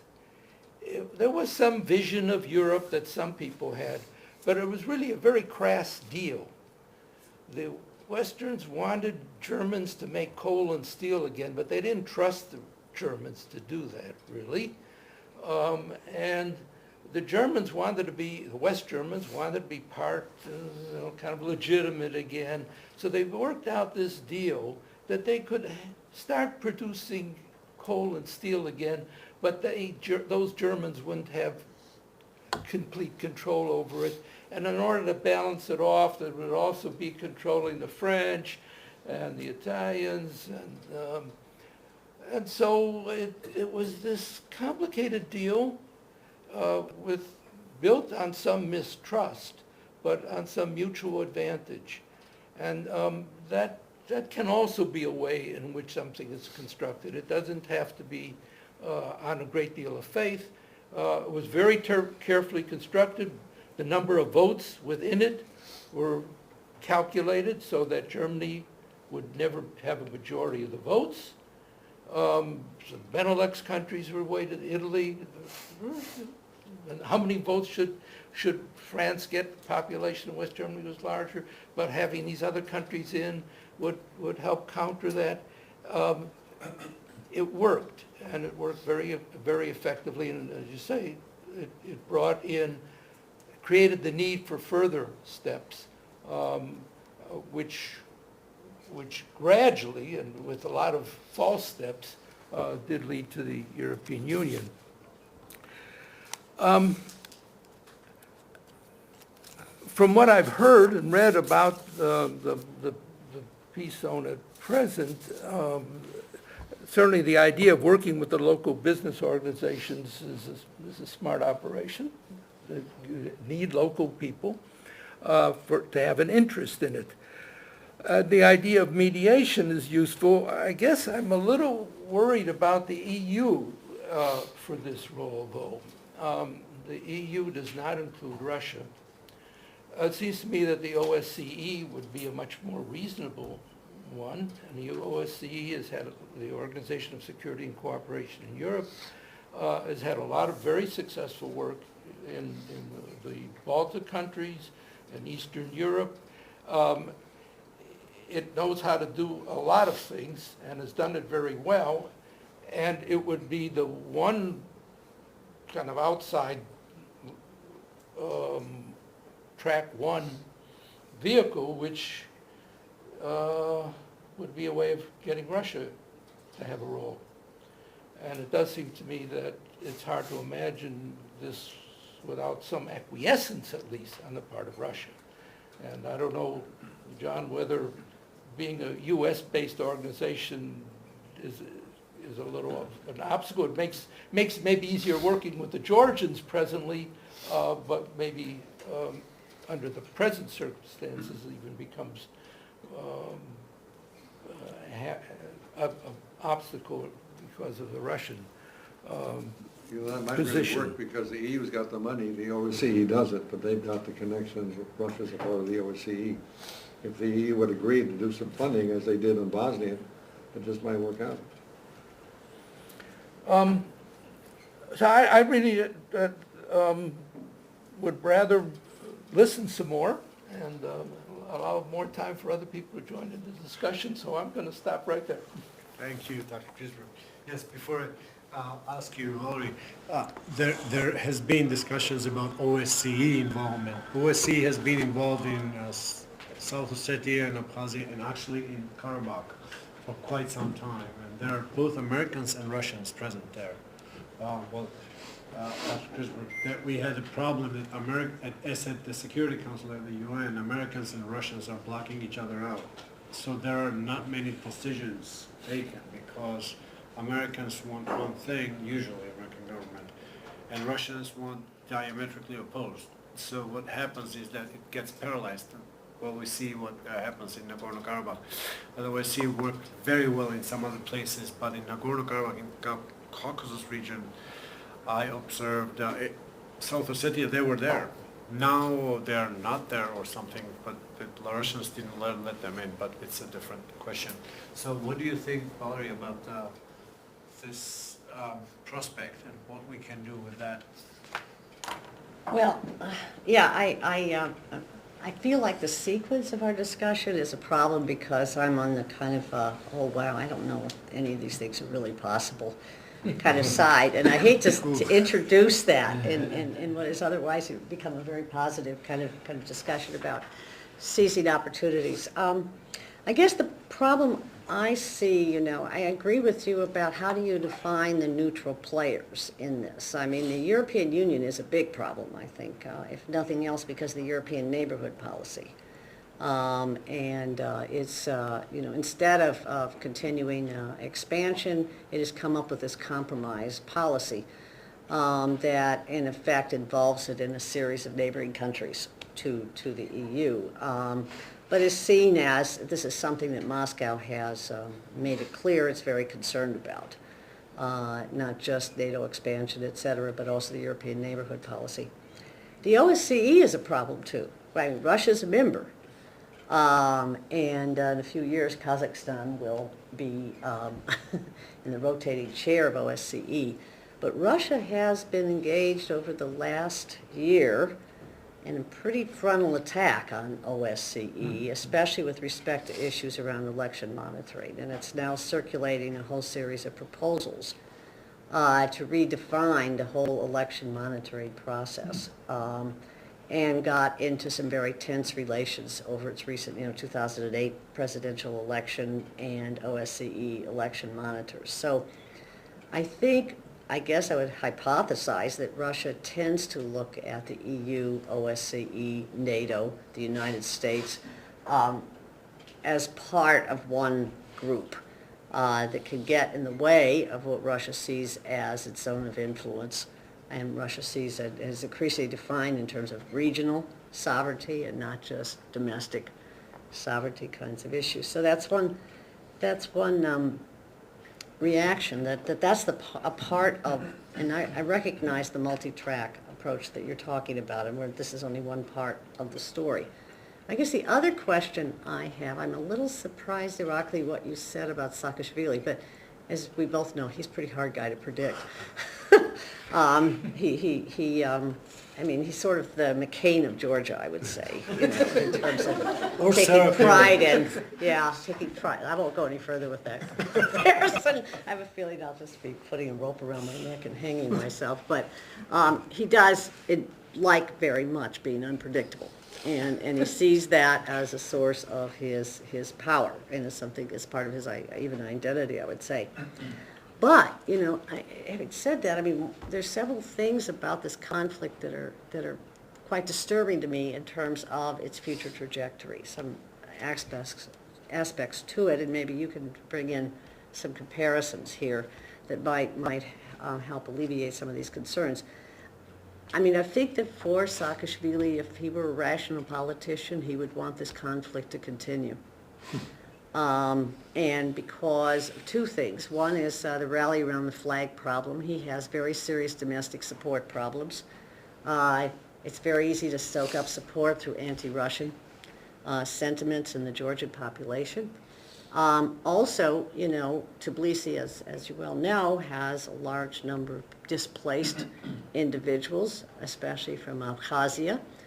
And many of those individuals, whether Georgian, Mingrelia, or whatever, really like the fact that Saakashvili went after Southern Ossetia. That they felt that someone was finally standing up for them. We also know that he has placed a great deal of emphasis on his ability to reintegrate Georgia, and perhaps was misled how easy that would be in terms of what happened in Ajaria, which is not really a comparable situation, but I think in his mind it was a comparable situation, therefore he could reintegrate the whole state.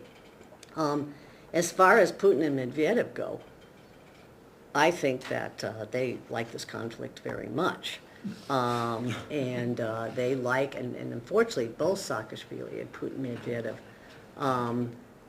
have an incentive to continue this, in effect, irrelevant debate about who is really responsible for what happened and who made the first move, who was offensive versus who was defensive, and the like. The longer that discussion goes on, the more it gets in the way of anything, I think, happening.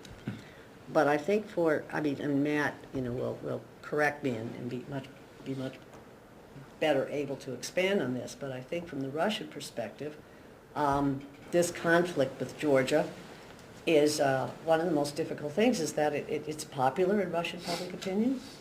I've heard from several people, but I haven't been able to really nail it down, that Medvedev was actually the Kremlin point guard for the Orange Revolution in Ukraine, and he lost. And that has put him in a very, very, very vulnerable position, which also gives Putin added leverage. But there is a general kind of feeling when Saakashvili not only, you know, won the Rose Revolution, et cetera, but also allied so closely with the United States, and then there's a series of these struggles that went on, this dance that went on for several years. We've talked about it between Putin and Saakashvili. That it's very hard, I think, to imagine a scenario where you're going to get the kind of incentives at the leadership level to make this conflict move into an arena. I'm not going to say solve the conflict, because one of the things I appreciated in your comments in particular is the necessity of long-term horizons, which actually the OSCE officials have been saying as well. We're looking at a 20-year process is the most recent commentary about it.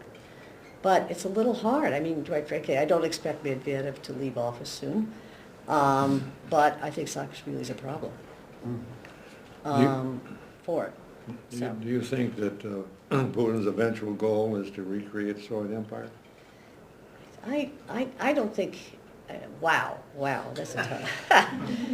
I think that he wants to firm up the Russian zone of influence, and he's extremely angry, as are people around him, about the expanded role of the United States in particular. He's more angry at the U.S., I think, than the EU for these colored revolutions around the perimeters of the former Soviet Union, such as obviously Ukraine, Georgia.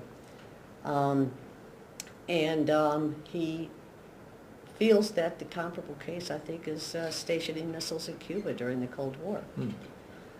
You know, for him it is, and the NATO expansion, a variety of different developments which we could catalog. He feels that Russia's interests are threatened by aggressive actions by the West. Mm-hmm. One of the problems, I just say in passing, that is unfortunately a misreading of the situation, but he really sees, and the Kremlin people around him really see the Orange Revolution in Ukraine in 2004, the Rose Revolution in Georgia in 2003 as orchestrated by the United States. It wasn't, but there was American assistance, but it wasn't. So he sees these actions as very threatening. Just in the United States, the American people have very little sensibility about this, and there was never any real discussion in this country about the expansion of NATO to begin with. And it's always struck me as being incredible that that occurred, and it's still not being discussed in the United States. I actually want to agree with you on Saakashvili, and we do have this problem. Before I go to Matt with this question, is that there is the big problem, as you noticed absolutely correctly, that we have the nationalism card played both by Saakashvili and Putin Medvedev. The nationalism card is really reviving their number one electoral support maybe, but more than that, regime kind of, they kind of legitimize their regime. Both Putin and Saakashvili have arrested political opponents, have done some bad stuff on different parts of the world.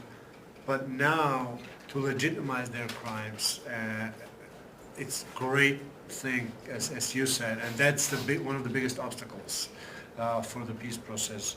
I agree with that. But how to work through it, that's a very tough question. But I want to go to Matt with this question, and not just this question, but what do you think, Matt, about this prospect? First, thanks very much for the invitation. I've learned a lot already, and I appreciate being involved in the discussion. At the risk of being accused of piling on, though, I'm going to endorse some of Val's skepticism about the proposal. Although I personally am favorable to it, I think it's the best solution, and I think the broader demilitarization that Susan talked about is the best solution for the region. But I think there are a lot of barriers, and so what I'd like to do is talk a bit about the barriers that I see, then talk about some possible ways of overcoming them and some historical precedents. So I'll try to end on a somewhat upbeat note. But I think that the biggest barriers. Well, first of all, let me say that I'm not going to speak to the specific details of the peace zones because, as we all learned, we don't know them yet. The process is a bottom-up one. The problems are identified by the people on the ground. The solutions are developed in consultation with the creative ideas from abroad, but we don't know the details yet. So I'm going to speak more to what I see as the broader goal of demilitarization and what barriers we can anticipate. The most obvious ones are the Russians and the Americans. Because both are on the ground in the region with their military forces. The Russian so-called peacekeepers in the disputed territories themselves, plus further Russian troops still in an area that's not at all in dispute in Georgia. And I think this has been suggested already by Val, but this is also worth mentioning. This is not just an issue of elite level Russian politics, because the Russian role is very popular as well. In a recent survey, 81% of Russians supported the idea of maintaining Russian bases in South Ossetia and Abkhazia. Only 10% opposed. That's pretty striking, I think, for a population that had been pretty sick of war, that during the first Russian war in Chechnya was quite opposed. There was a fairly robust peace movement. And now the vast majority favors the Russian military presence. The U.S. also prefers militarization of the conflict. I can't see any other way to read the situation. Right now, 1/4 of Georgia's land forces have been trained by the United States. The Georgian military budget is $930 million a year. That's not a lot by U.S. standards, well, let's say $550 billion a year, not including the cost of the actual wars. It's not much by Russian standards, but compared to, say, 1991, when Georgia got its independence from the Soviet Union, it's over 30 times as much. So a militarization of a country facing already a vast military power, it doesn't augur well for any kind of demilitarization. Georgia, as you might know, has the third largest contingent of military forces in Iraq after the United States and the United Kingdom, probably the biggest per capita, you would say, right?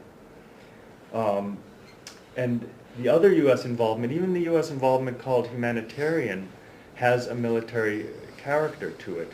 After the war in South Ossetia broke out, the United States sent what it called humanitarian aid into Georgia by military ship and by military airplane, and essentially told the Russians, you better make sure that these go through, with the implicit, I assume, threat that those military ships and military aircraft would take action if the Russians didn't. And finally, on the other evidence of U.S. preference for militarization is the offer of NATO membership to Georgia and to Ukraine. Ambassador McDonald asked Val Bunce if she thought that Russia was interested in expanding back to the old Soviet empire. It seems to me that's not in question right now, but the other side has expanded well into the old Soviet empire, and so one can understand, as Val pointed out, the sources of Russian concern. Now, how might those kind of barriers be overcome? I also thought in terms of international institutions, but it's easier to check off the ones that would not likely play a positive role than to find the ones that could. Not the Commonwealth of Independent States, the organization that reassembled many of the component parts of the Soviet Union and which is the official sponsor for the Russian so-called peacekeepers in the disputed region. Not NATO, because of the high level of U.S. suspicion, and that NATO is hardly a disinterested party now as it moves towards the possibility of including Georgia and Ukraine. And for the same reasons that Val mentioned, I'm doubtful about the EU and the OSCE. The OSCE has, even though Russia is a member, has been declared persona non grata in Russia from time to time because of the role, generally positive, that it played in trying to resolve the situation in Chechnya, and it's generally discredited, I think, among the Russian foreign policy elite. So that is a problem.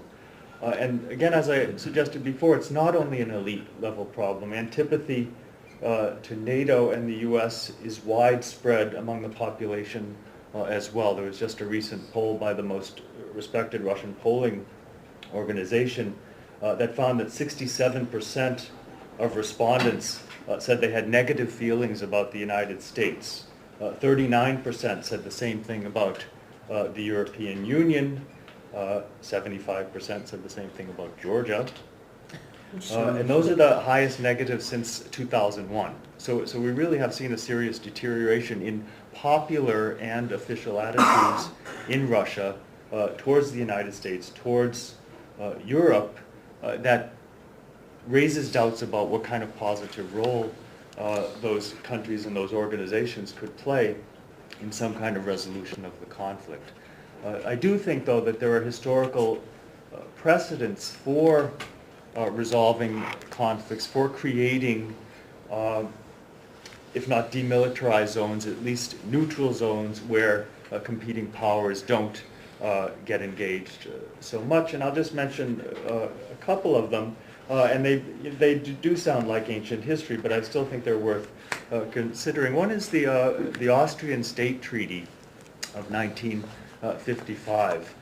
Many people don't remember what Austria's situation was after World War II, but it was occupied by the three victorious powers of the war plus France the same way as Germany was, and divided into occupation zones. And many people anticipated that the future of Austria would be like the future of Germany, divided and heavily militarized. But in fact, a communist regime in the Soviet Union negotiated with Western partners to have Austria become neutral. It still maintained armed forces, but it wasn't a major focus of Austrian policy, and it's been a big success story even before the end of the Cold War. The other example is Finland. Finland maintained its democratic institutions throughout the Cold War. It didn't become part of either alliance. It did pursue a policy of armed neutrality, so there was a high level, you might say, of militarization, but it remained a peaceful country. And this is a surprising case, I think, because Finland traditionally had been part of the Russian Empire.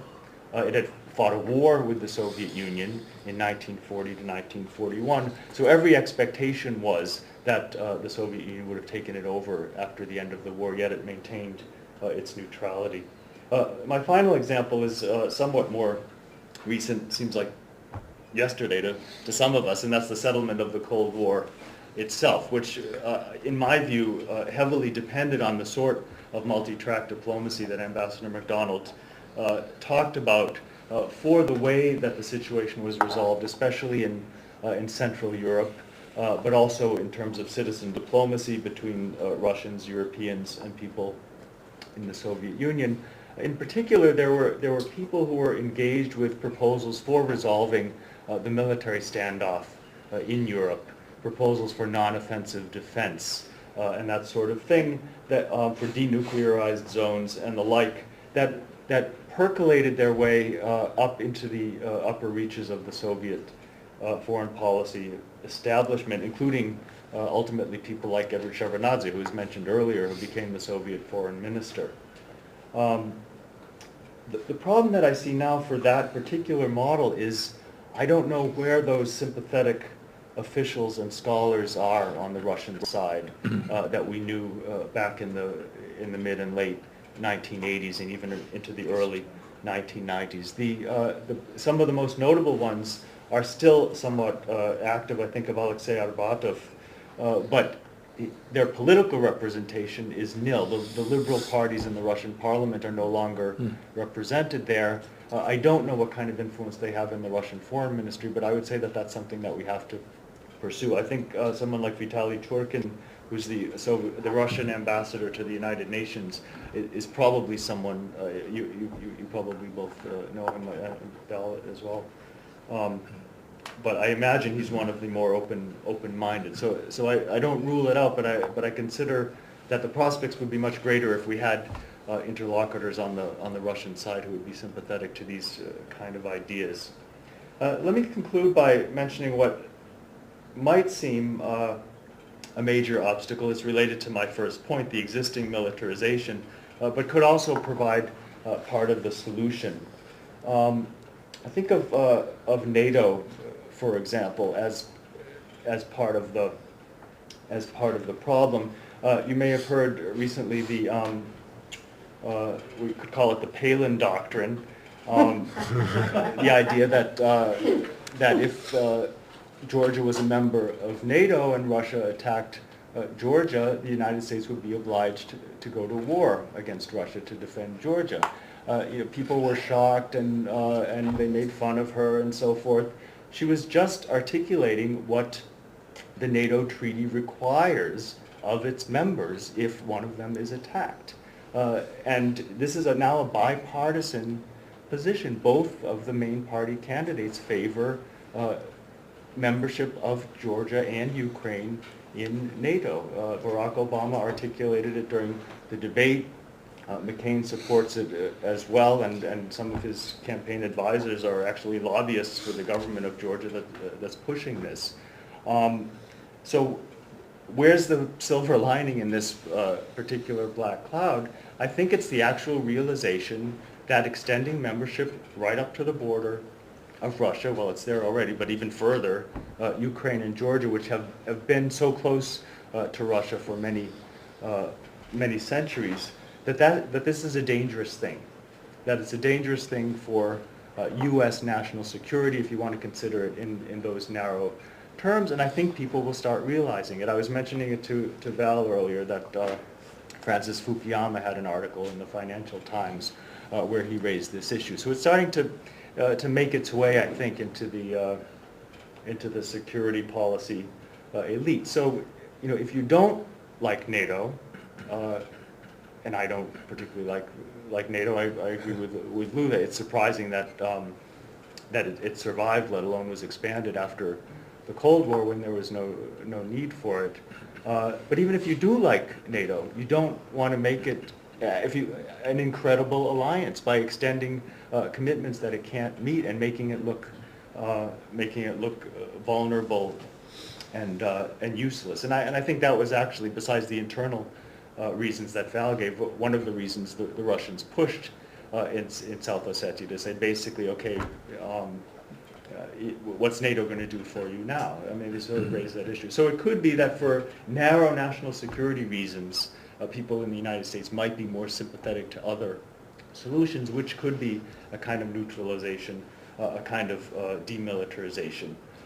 Why would the Russians favor it? Would there be any reason for the Russian side to, on similar national security grounds, let's say, to favor a solution like this? And I've just been thinking about possible ones lately. I agree with Val that it's in both sides' interest in terms of the political elite to foster this conflict. But I think the Russians could realize that they may have bit off more than they could chew because of the instability in the rest of the region. And in particular in Ingushetia, which many people argue is on the verge of civil war. This is a region in the North Caucasus, used to share a republic with Chechnya, and because of the spillover from the Chechen war, is extremely dangerous and unstable now. And it may be that Putin and Medvedev would like to stabilize things on the southern border so that they can deal however effectively they might with the conflicts in Russia proper. So that's the best I can do for a hopeful take on what I see as a very positive proposal. Can I ask a question? What do you think would happen if the United States withdrew under the new administration weapons in Poland? Would that ease relations? These components of the anti-missile system? I mean, I think it could be part of a package deal, but again, during the debates, we heard Obama endorse anti-missile defense. So he tried to make himself indistinguishable from the Republican candidate, and he did a pretty good job. I think there could be some kind of a package deal. The problem is right now, with Russia making explicit threats to Poland, the Czech Republic, Georgia, Ukraine. Well, you know better than we do because it's your career. That's an awkward moment to say, let's make a deal because you're being threatened, right? So. Would someone like to ask questions or contribute? Please, Anke. Is this the right moment for the audience to? I was just. This conversation has been very interesting, and it's all very new to me. So I'm just sort of thinking out loud as I was listening to Valerie and Matt talk, and the concerns that you raised when I'm looking at the multi-track diplomacy logo here. Those concerns that you raise are coming out of the government piece, as you call them, the political elite, and their posturing vis-a-vis each other. And Ambassador McDonald had really shared in his stories the power of the other aspects of this multi-track diplomacy. And so that was just one piece I wanted to bring up. And I know, Matt, that you were talking about sort of, you were quoting some percentages of, people who, in either case are feeling animosity or towards each other. And for me, I was listening to that as, well, what is it that the need that they're trying to fill by saying that they don't like the Georgians, for instance, the Russians who are upset with and increasingly mad at or upset with or unhappy with the Georgians. And it seems, and I'm, like I said, I'm new to the conversation, but I can make things up like pride or standing or stature that's being diminished, their national pride, their national standing, their national stature that's being diminished, and that has them feeling upset and angry at, let's say, the Georgians, for instance. And might there be other ways in which to satisfy those needs for pride, standing, stature, or whatever they might be, than attacking or going to war at or continuing to be in conflict with the Georgians? That might be the only tool they have available. Like, you know, I mean, I'm getting in a conflict with somebody, the only tool I have available is a stick. I'm going to hit her with a stick, right? But if there were other tools made available, I think sometimes we revert to conflict because we don't even know that there's anything else possible. And it seems impossible that there might be something else possible because the most obvious tool is the stick. So for me, sometimes in these conversations, it seems like it's not that other things aren't possible, it's just that we don't have them available. We don't have the other tool available to us. So we just revert to the tool that's most apparent and obvious. Well, there's one tool that has not been mentioned, and that's oil and gas. The two major exports of the Russian, that's where their economy is based on, oil and gas, basically to Europe. And if the European Council of Ministers would make an announcement along the lines of Obama's announcement, pledging $150 billion over 10 years to reduce U.S. dependence on Middle East oil, if Brussels would say we'll pledge $100 billion a year for climate change and alternative energy sources to reduce our dependence on Russian gas and oil, that would get Putin's attention. And that's peaceful. But it wouldn't quite fulfill the goal that you want for it, because that's what I thought of too. You know, does Russia have an alternative to military power, and in which Russians could be proud, and one would be the economic role, but it happens to be dependent on oil and gas, and it also is seen as threatening to people in Western Europe because they're so dependent on it. I think it's a serious problem, and it is, I think, the result in part of U.S. policies after the end of the Cold War, when the United States government really thought that Russia could be ignored, that it was so weak that the United States could do anything essentially and the Russians wouldn't complain. And the Russians kept drawing lines in the sand and then erasing them, and I think we finally got to the lines that they really care about, the recognition of Kosovo as an independent country, setting a precedent for separatist movements to succeed that way, and then the overtures now to Ukraine and Georgia. I think it's a problem. I just wanted to mention that the polls, as far as I could understand them, were attitudes towards the country as represented by the political leadership, not towards the people. I think Russians still have warm feelings towards Georgians and Ukrainians, and you're right, Georgians and Ukrainians, and part of the reason though is because they always thought of them in a way as part of the same country, and they're not anymore, and I think that's troubling for them. I'd like to just mention that, John, take those examples that Matt mentioned of the Austrian State Treaty in Finland and the ending of the Cold War. They're all really associated with reassurances to the Soviet Union that they were safe.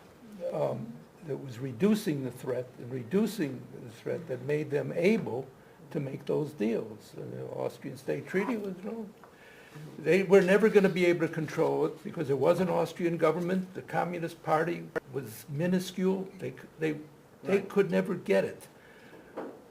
So agreeing to the neutralization was something worthwhile.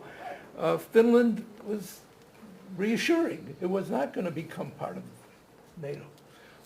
And the end of the Cold War was really all part of a whole elaborate reassurances from the Helsinki Agreement on that the borders were not going to be changed by force. So I think it requires somehow some reassurances. And I'm not sure where they can come from, but it could maybe make, can the oil production be something which can be a reassurance rather than seen as a weapon on each side? Some way of saying, we can make this something which is cooperatively useful. I mean, to go back to the European coal and steel community, what mutual exchanges are here? Will help Russia in the transition to the post-petroleum years. You know, let's do that together. We all need it together. We want to avoid global warming together. And, you know, but I think the Russians have to be included. If you go back to the history of I'm thinking, you know, since we're going back to the Cold War, if you go back to the history of détente, I mean, one of the things that, at least in the shorter term, made that a successful policy was building multiple kinds of linkages, obviously, between the Soviet Union and the West. But what also helped, I think, was a recognition of Soviet power and the legitimation of Soviet power. Rather than treating it as a second-rate power, to look it in the eye and talk about it as a genuine equal to the West. You know, in this issue, I mean, one of the things, I don't know if Matt shares this view, but one of the things that has always amazed me about Russia in the post-Cold War era is why it took so long for things to get nasty. I mean, considering what they lost, considering that rapid downward mobility, et cetera. It's stunning to me that we haven't, and the way that the U.S. and the West treated Russia, is stunning to me that we haven't run into more problems than we have. And I think it's very hard to figure out what the reassurances can be, you know, especially since, for example, I mean, you see this in Russian newspapers, this whole pipeline thing in Georgia. You know, obviously the Armenians are very angry about that, and they're very closely tied to Russia. I mean, that is Russia's closest ally in the Caucasus. And it's seen as a threatening action to, one, cut Armenia out, two, to make Western Europe yet less dependent on Russian oil and gas. So it's hard to configure what would be the things we could use. And this announcement, just say, these announcements about NATO are clearly, by the candidates, are clearly just really bad idea. Yeah. Really bad. Susan, yes. So one thing we could use is change our rhetoric. And if you look at the rhetoric that McCain and Obama have used, substantively, position-wise, they are very similar. But if you listen to the words they're using, we've got from McCain, we're all Georgians, I look in Putin's eyes and I see KGB, and Putin is a dictator. Yeah? I don't think that's reassuring.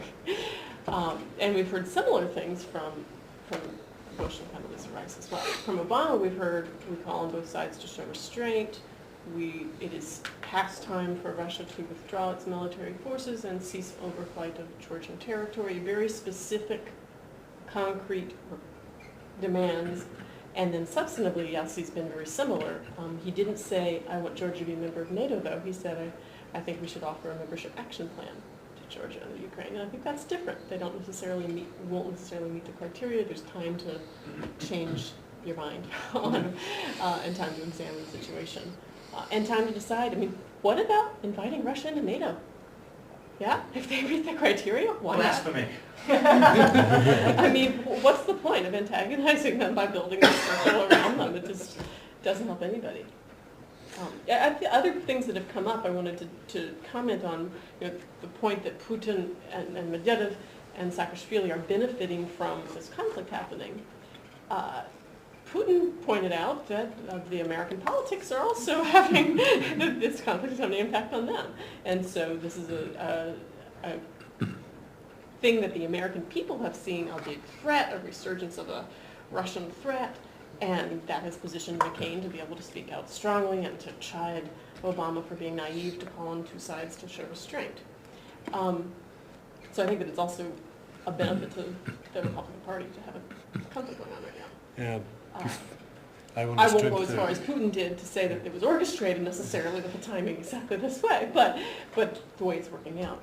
And then finally, the thing about the coal and steel community that I didn't say in my original remarks is, why not build a Caucasus community and include in that Turkey as well. The Turkish have been putting forward a proposal for a peace and stability pact in the Caucasus. And that could be the seed that would then grow into a Caucasus community, or a Caucasus union in the future.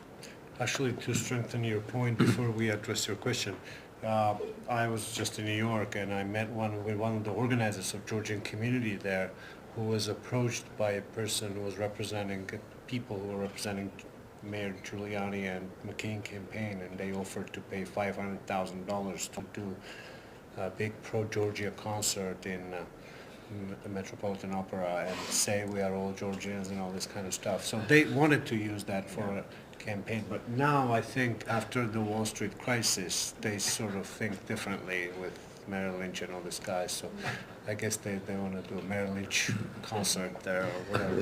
Please. Yeah, I wanted to pick up on Belle's point about détente and then her earlier points, because if we think back about détente, which does seem just like yesterday, but it tells you how old I am. When you were a child, When I was a child, yeah. Yeah, there was a lot of work on both sides for détente, but let's remember, conservatives on both sides had a strong interest for domestic political reasons in torpedoing it, and eventually that's what happened. It wasn't about some objective relationship between the Soviet Union and the U.S., it was about domestic politics.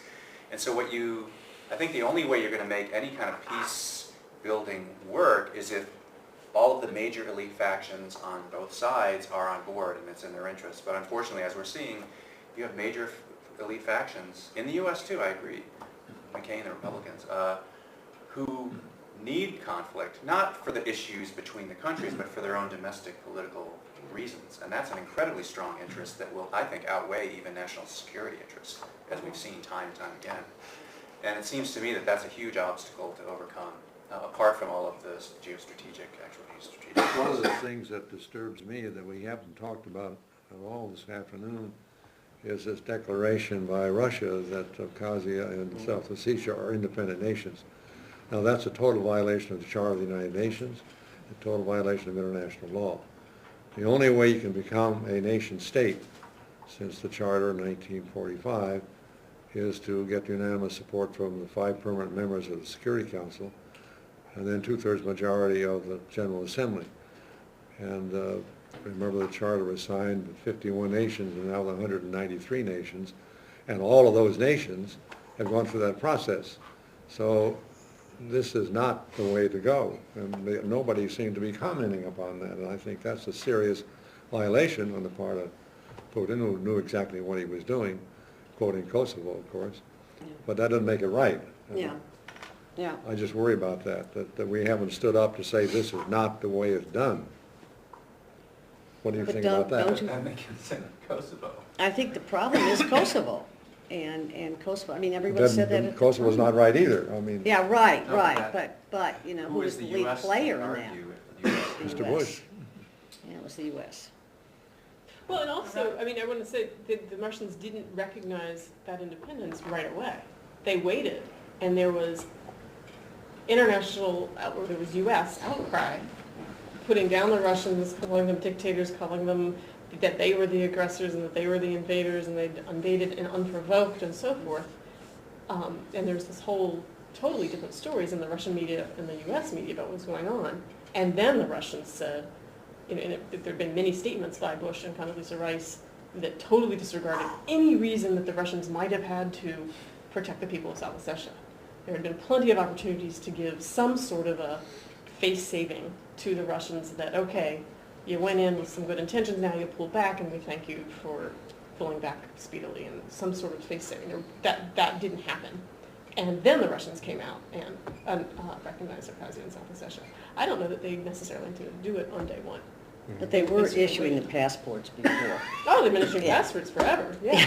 I mean, those people need some way for travel documents. So, I mean, it was just a stage, you know, a stair step up. Do you have a question? Yeah, I was going to raise this issue of a nation state, but in relationship to the history of Georgia. I would like to know a little bit more about, you know, when Georgia itself became a nation state, and wasn't Abkhazia a separate state before World War I? I'm not sure of the, they speak a separate language, is that correct? Well, as a Georgian, I can respond to you.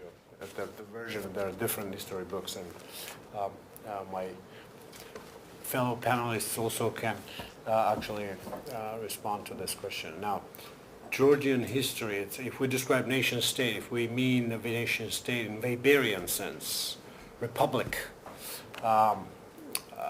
Georgia dates not so old. I mean, republic in Georgia was established in 1918. That was the first time. But Georgian statehood as such is dated to about 5th century BC, which was not a republic. It was a kingdom. It was different principalities, and Western Georgia was called Kolchida, spoke different language, now contemporary called Laz or Mingrelian. There are lots of languages inside Georgia, not just Abkhaz and Ossetian. It's an incredible amount of languages and ethnic groups. At the same time, you had Iberia, which is a kingdom of eastern Georgia, which was formed in 4th century BC. After that, Georgia was always, it was called Sakartvelo. Georgia is not called Georgia in Georgian. It's a name imposed by Greeks, maybe Argonauts, maybe others. Georgia. The Georgian name for Georgia is very different from that. Georgian language is not an Indo-European language. So Georgians, I mean, my friends of Romania said I'm Georgian, therefore I'm European. Well, I'm not sure Georgians are Europeans, because our linguistically, strictly linguistically, Georgian Ibero-Caucasian languages are not Indo-European languages. Well, we have a Persian language. Ossetian language is Indo-European language. Ossetians are Europeans. Irish, Gaelic, those two languages that you can trace anything similar. Others, none.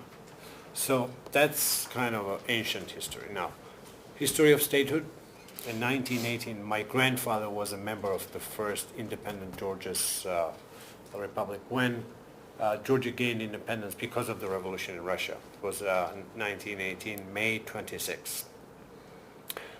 Georgia was declared a republic. It was actually the first social democratic republic in the world, because it was even before Friedrich Ebert in Germany, several months. I mean, it was not much earlier. Not to say it's more democratic than Germany. Well, there were problems both in Abkhazia and South Ossetia at the same time. My mother's grandfather, great-grandfather, was the last Duke of Abkhazia. Abkhaz himself, Abkhaz called him Chachba, Mikhail Shervashidze. Well, he considered himself a king. He did not consider himself a duke. Now, when Russians came in, they took this away. It was a very famous time in 1870s when Russians fought Turks.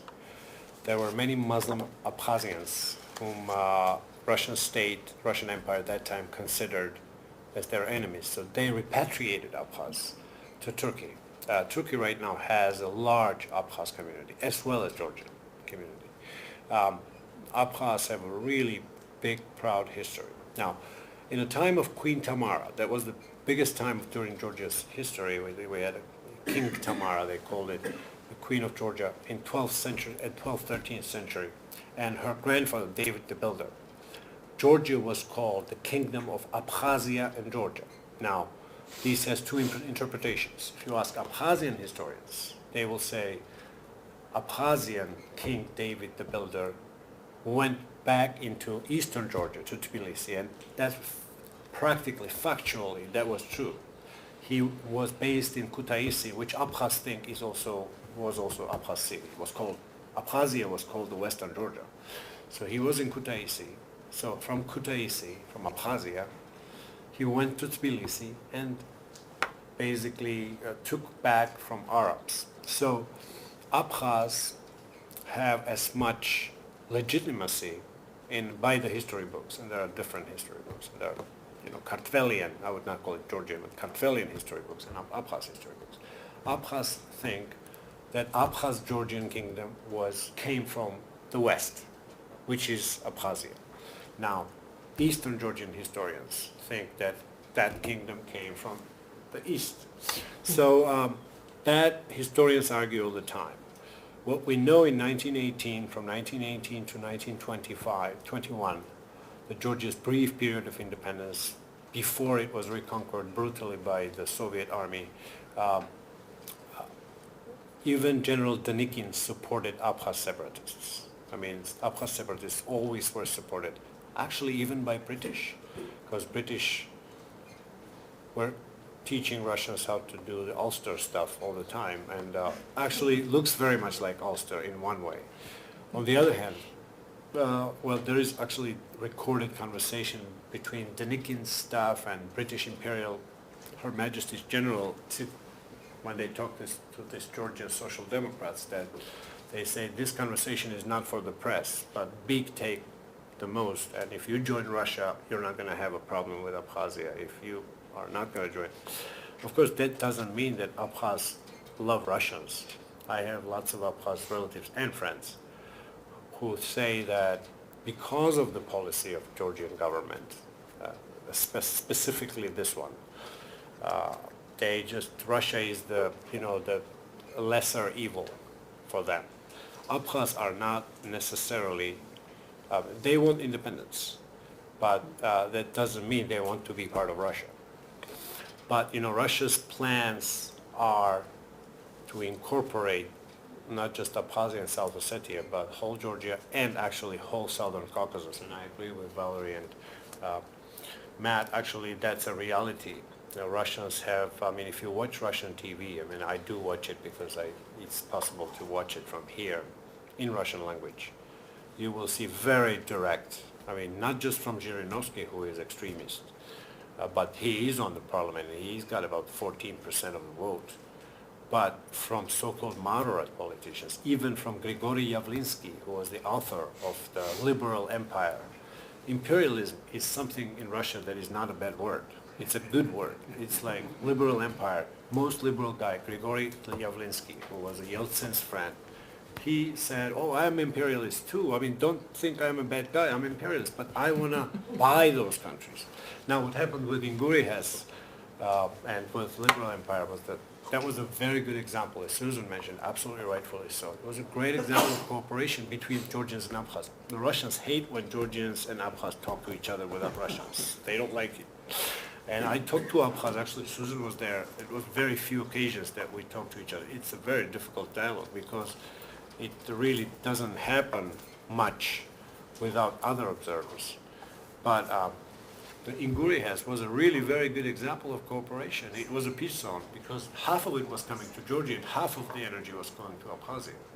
Now what happened that the guy who advocated liberal empire together with Mr. Yavlinsky, Mr. Chubais, he owns EAS, RAO EAS, and he actually owns the grid in Tbilisi too, which is really also very interesting how Saakashvili didn't get his power grid bombed when he was in a war with the country who owns his power grid. And a lot of people have suspicions about Saakashvili himself, why Russians did not take certain steps. And there are lots of different ideas about him too. So Mr. Chubais just moved in and he said, I'm buying this place. Well, it's not buying, I'm getting this place, acquiring this place. So now, basically that island is also in hands of Russians, and basically it's going to be administered. Actually, I heard on TV that they're planning to sell it even to Turkey, the electric energy that's coming from that grid. So that's... So why isn't there being a nation state, why isn't that a good thing? You had, not only Kosovo, but what about Croatia? What about the breakup of, Herzegovina and so on and so forth? And the people themselves, if we take the people in, want to be independent. So why isn't that a good thing? Why is it the U.S., it seems to me whenever I look at our policies, we have these huge double standards. Okay, it's okay for Croatia, it's okay for this, it's okay for that. But then you come to a place like Abkhazia and you say, well, no, it's not okay. Well, why not? Why isn't the same principle? These people want independence. That would bring us, they'll share, they've showed why not? I am for everybody's independence, but I guess John. I was gonna just, I'm just fascinated listening to your discussion. I just want to say a couple of things about the situation in Abkhazia in particular that I think it's very hard, as Irakli's discussion touched on, to sort of try to figure out what nation-state boundaries, state legacies, et cetera, would be like in the Caucasus, because it's unusually complicated, because it was the playground of many empires over long, long stretches of history. But there are two things I think that are important in understanding the so-called what Abkhaz wanting independence. And one thing is that when Stalin sort of restructured the Soviet Union, one of the things he did was to mess around a lot in the Caucasus and change the status of various subunits within it. I don't want to get into the details. It's strangely complex. Make a long story short, Moscow really favored the Abkhaz within Abkhazia, and when the Soviet, and they gave them all the best deals, the best positions, etc., even though they were a minority within Abkhazia. And when the Soviet Union broke up, there was a lot of resentment in Georgia and among Georgians who lived in Abkhazia about the great deals that the Abkhaz got in Abkhazia. At the same time, unfortunately, the fellow who came to power in Georgia was a raving nationalist and proceeded to alienate everybody who was not Georgian, and along with a whole bunch of other people, along with a bunch of different cleavages. I don't know if you agree with that. So these two things come together. So when one says, I'm just sort of throwing that and saying, when one says, oh, they want independence, I personally think it would be wrong. I don't know if others would agree with me to say that the Abkhaz have been sitting around for, I think it's a very situational kind of way, and I think Chip would agree with me about the same thing with the former Yugoslavia and its component parts, that it's not a 300-year struggle that needs to be realized into a nation state, but there were a series of very situational developments that created a lot of fear of being part of Georgia. At the same time, that certain groups, frankly, elites within Abkhazia were empowered by the political process. And when we say, and the other problem is people on the ground. I mean, most of the people who lived in Abkhazia during the Soviet period are not in Abkhazia anymore. The figure that you see is that ethnically Abkhaz represented 17% of the population when the Soviet Union broke up. So to say Abkhazia deserves independence implies that it's a homogeneous nation state, but it wasn't, and a lot of the non-Abkhaz were expelled violently in the early 90s. And I mean, but it's typical of the other examples that you gave. It's rare that you find a homogeneous nation occupying a contiguous territory, and so. Sorry, I interrupted. No, go ahead. That's great. I just think, it's nice to say people want independence. I think what they really want is respect and means to make a living and peace. things like that, and peace. And it often, some economic security. and they often think, and traditionally to some extent it's been the case, that they find that within the context of a nation state. But nation states that are forged from heterogeneous populations, which are most of them, also engage in a very violent process to get to the point where you can have that peace and security and well-being. So that's the problem. I don't have the solution. Well, one of the solutions that had come out of these peace-building dialogues was Georgians, as they got to know the Abkhaz concerns, said, oh my goodness, now I get it, that this Georgia for Georgians stuff that we were working with didn't make you feel welcome here. And I want to build, this one particular peace builder, a Georgian peace builder said, I want to build a Georgia that the Abkhaz would want to be a part of. And took that as a real challenge to what could his government do to create the safety and the security and the economic opportunity and the respect for the Abkhaz identity and the respect for the Abkhaz language and so forth, and took that as a mission. And clearly attacking Spring Valley doesn't help with that process. 3 weeks ago, the State Department brought to Washington, D.C. 4 journalists, 3 from Abkhazia and 1 from Georgia. There were supposed to be 2 others from Georgia, but they stayed behind. And I had a half a day with them. They were all women, and that's great because it's the women who are the peace builders. And they all liked each other, and they all great supporters of the peace zone idea. It's a people-to-people thing that they were interested in supporting. So if you start at the bottom, maybe we can gradually work our way up and try the track 2 approach first, and maybe track 1 will eventually learn how that it's a pretty good thing after all. I guess one more question, and then with Rosh Hashanah coming closer and all good stuff going, I think we need to adjourn. Yes, end of Ramadan, exactly. Yes, please. Who started it, and does anybody? Hillary Rodham Clinton is calling for an independent investigation of what happened on August 7th. But others are saying, look, it didn't really start August 7th because there were all these provocations going on back and forth in the weeks leading up to that and in the months leading up to that. And then, of course, you can go back till, in history much further than that as well. So none of us are going to have the final word on exactly what happened. Let me tell you my version about who started it. Putin is a very wise analyst of the president of Georgia, and he knows his push-button points. And he has been preparing for this for months, as far as I'm concerned, this invasion, not a peacekeeping force, an invasion. And he kept needling the president with planes going over and this happening and that happening, and he knew his man. And suddenly he pushed him a little too far, and boom. So Putin knew exactly what he was doing, and he prepared for this, and he knew that the president of Georgia would explode at some point and do something stupid. So who struck John first? I don't know, but that's my version of it.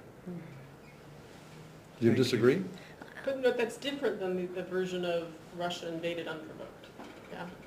I mean, there are lots of things about Russia preparing and supposedly doing supply lines for peacekeepers and da-da-da-da-da, but in fact, this happens before. I mean, I don't think that, I think that's true of a lot of conflicts, that I remember the Serbs and the Croats, when they date the beginning of the deterioration of the relations is always very self-serving, frankly, historically.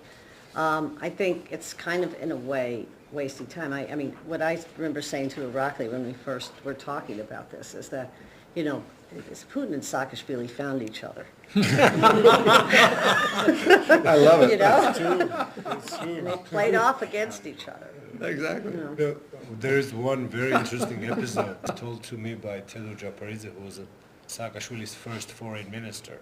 Very interesting, to your words, that basically testified to your words. He told me they went in, Misha and Tedo went into the Kremlin, and Mr. Lavrov was there outside, and Putin was not there. And they waited for about half an hour. It was really interesting, and Tedo is our friend, and John knows him very well too. And then someone came out and he said, I'm taking just Misha in. They're going to talk in Russian. We don't need any interpreters. And foreign ministers, you can stay here and drink a lot of very good vodka. Mr. Putin took care of that. And Tedo sat there. I mean, if you know Tedo, you can talk to him. He can tell you that story. Very interesting. That was very much in the beginning. That was Misha's first visit. Lavrov and Tedo sat there for 4 hours getting drunk. And Lavrov got him really drunk because Tedo doesn't really like to drink. So he's like, well, they were playing chess and all this kind of stuff. And Misha and Putin were talking 4 hours. And then Misha came out and he was very exasperated. He said, and this is like 3 months after revolution. And he said, and they sat in this limo coming out of the Kremlin, and he turns to Tedo and he says, Tedo, you know what I should do? He said, I should kick your butts like Putin kicks the butts of the people here. Look, that's the guy to follow. People are afraid of him. And that's the way you need to rule the country. That's the way, I mean, you can check this with Tedor Japaridze, who was the foreign minister. He got fired in 3 months, so. Couldn't hold his liquor. Thank you so much, and thank you very much. And I guess a real pleasure. Yeah. This is the start of a Cornell process, I guess, new process, and hopefully it will bring some peace zones there. Hopefully. Thank you very much. Thank you.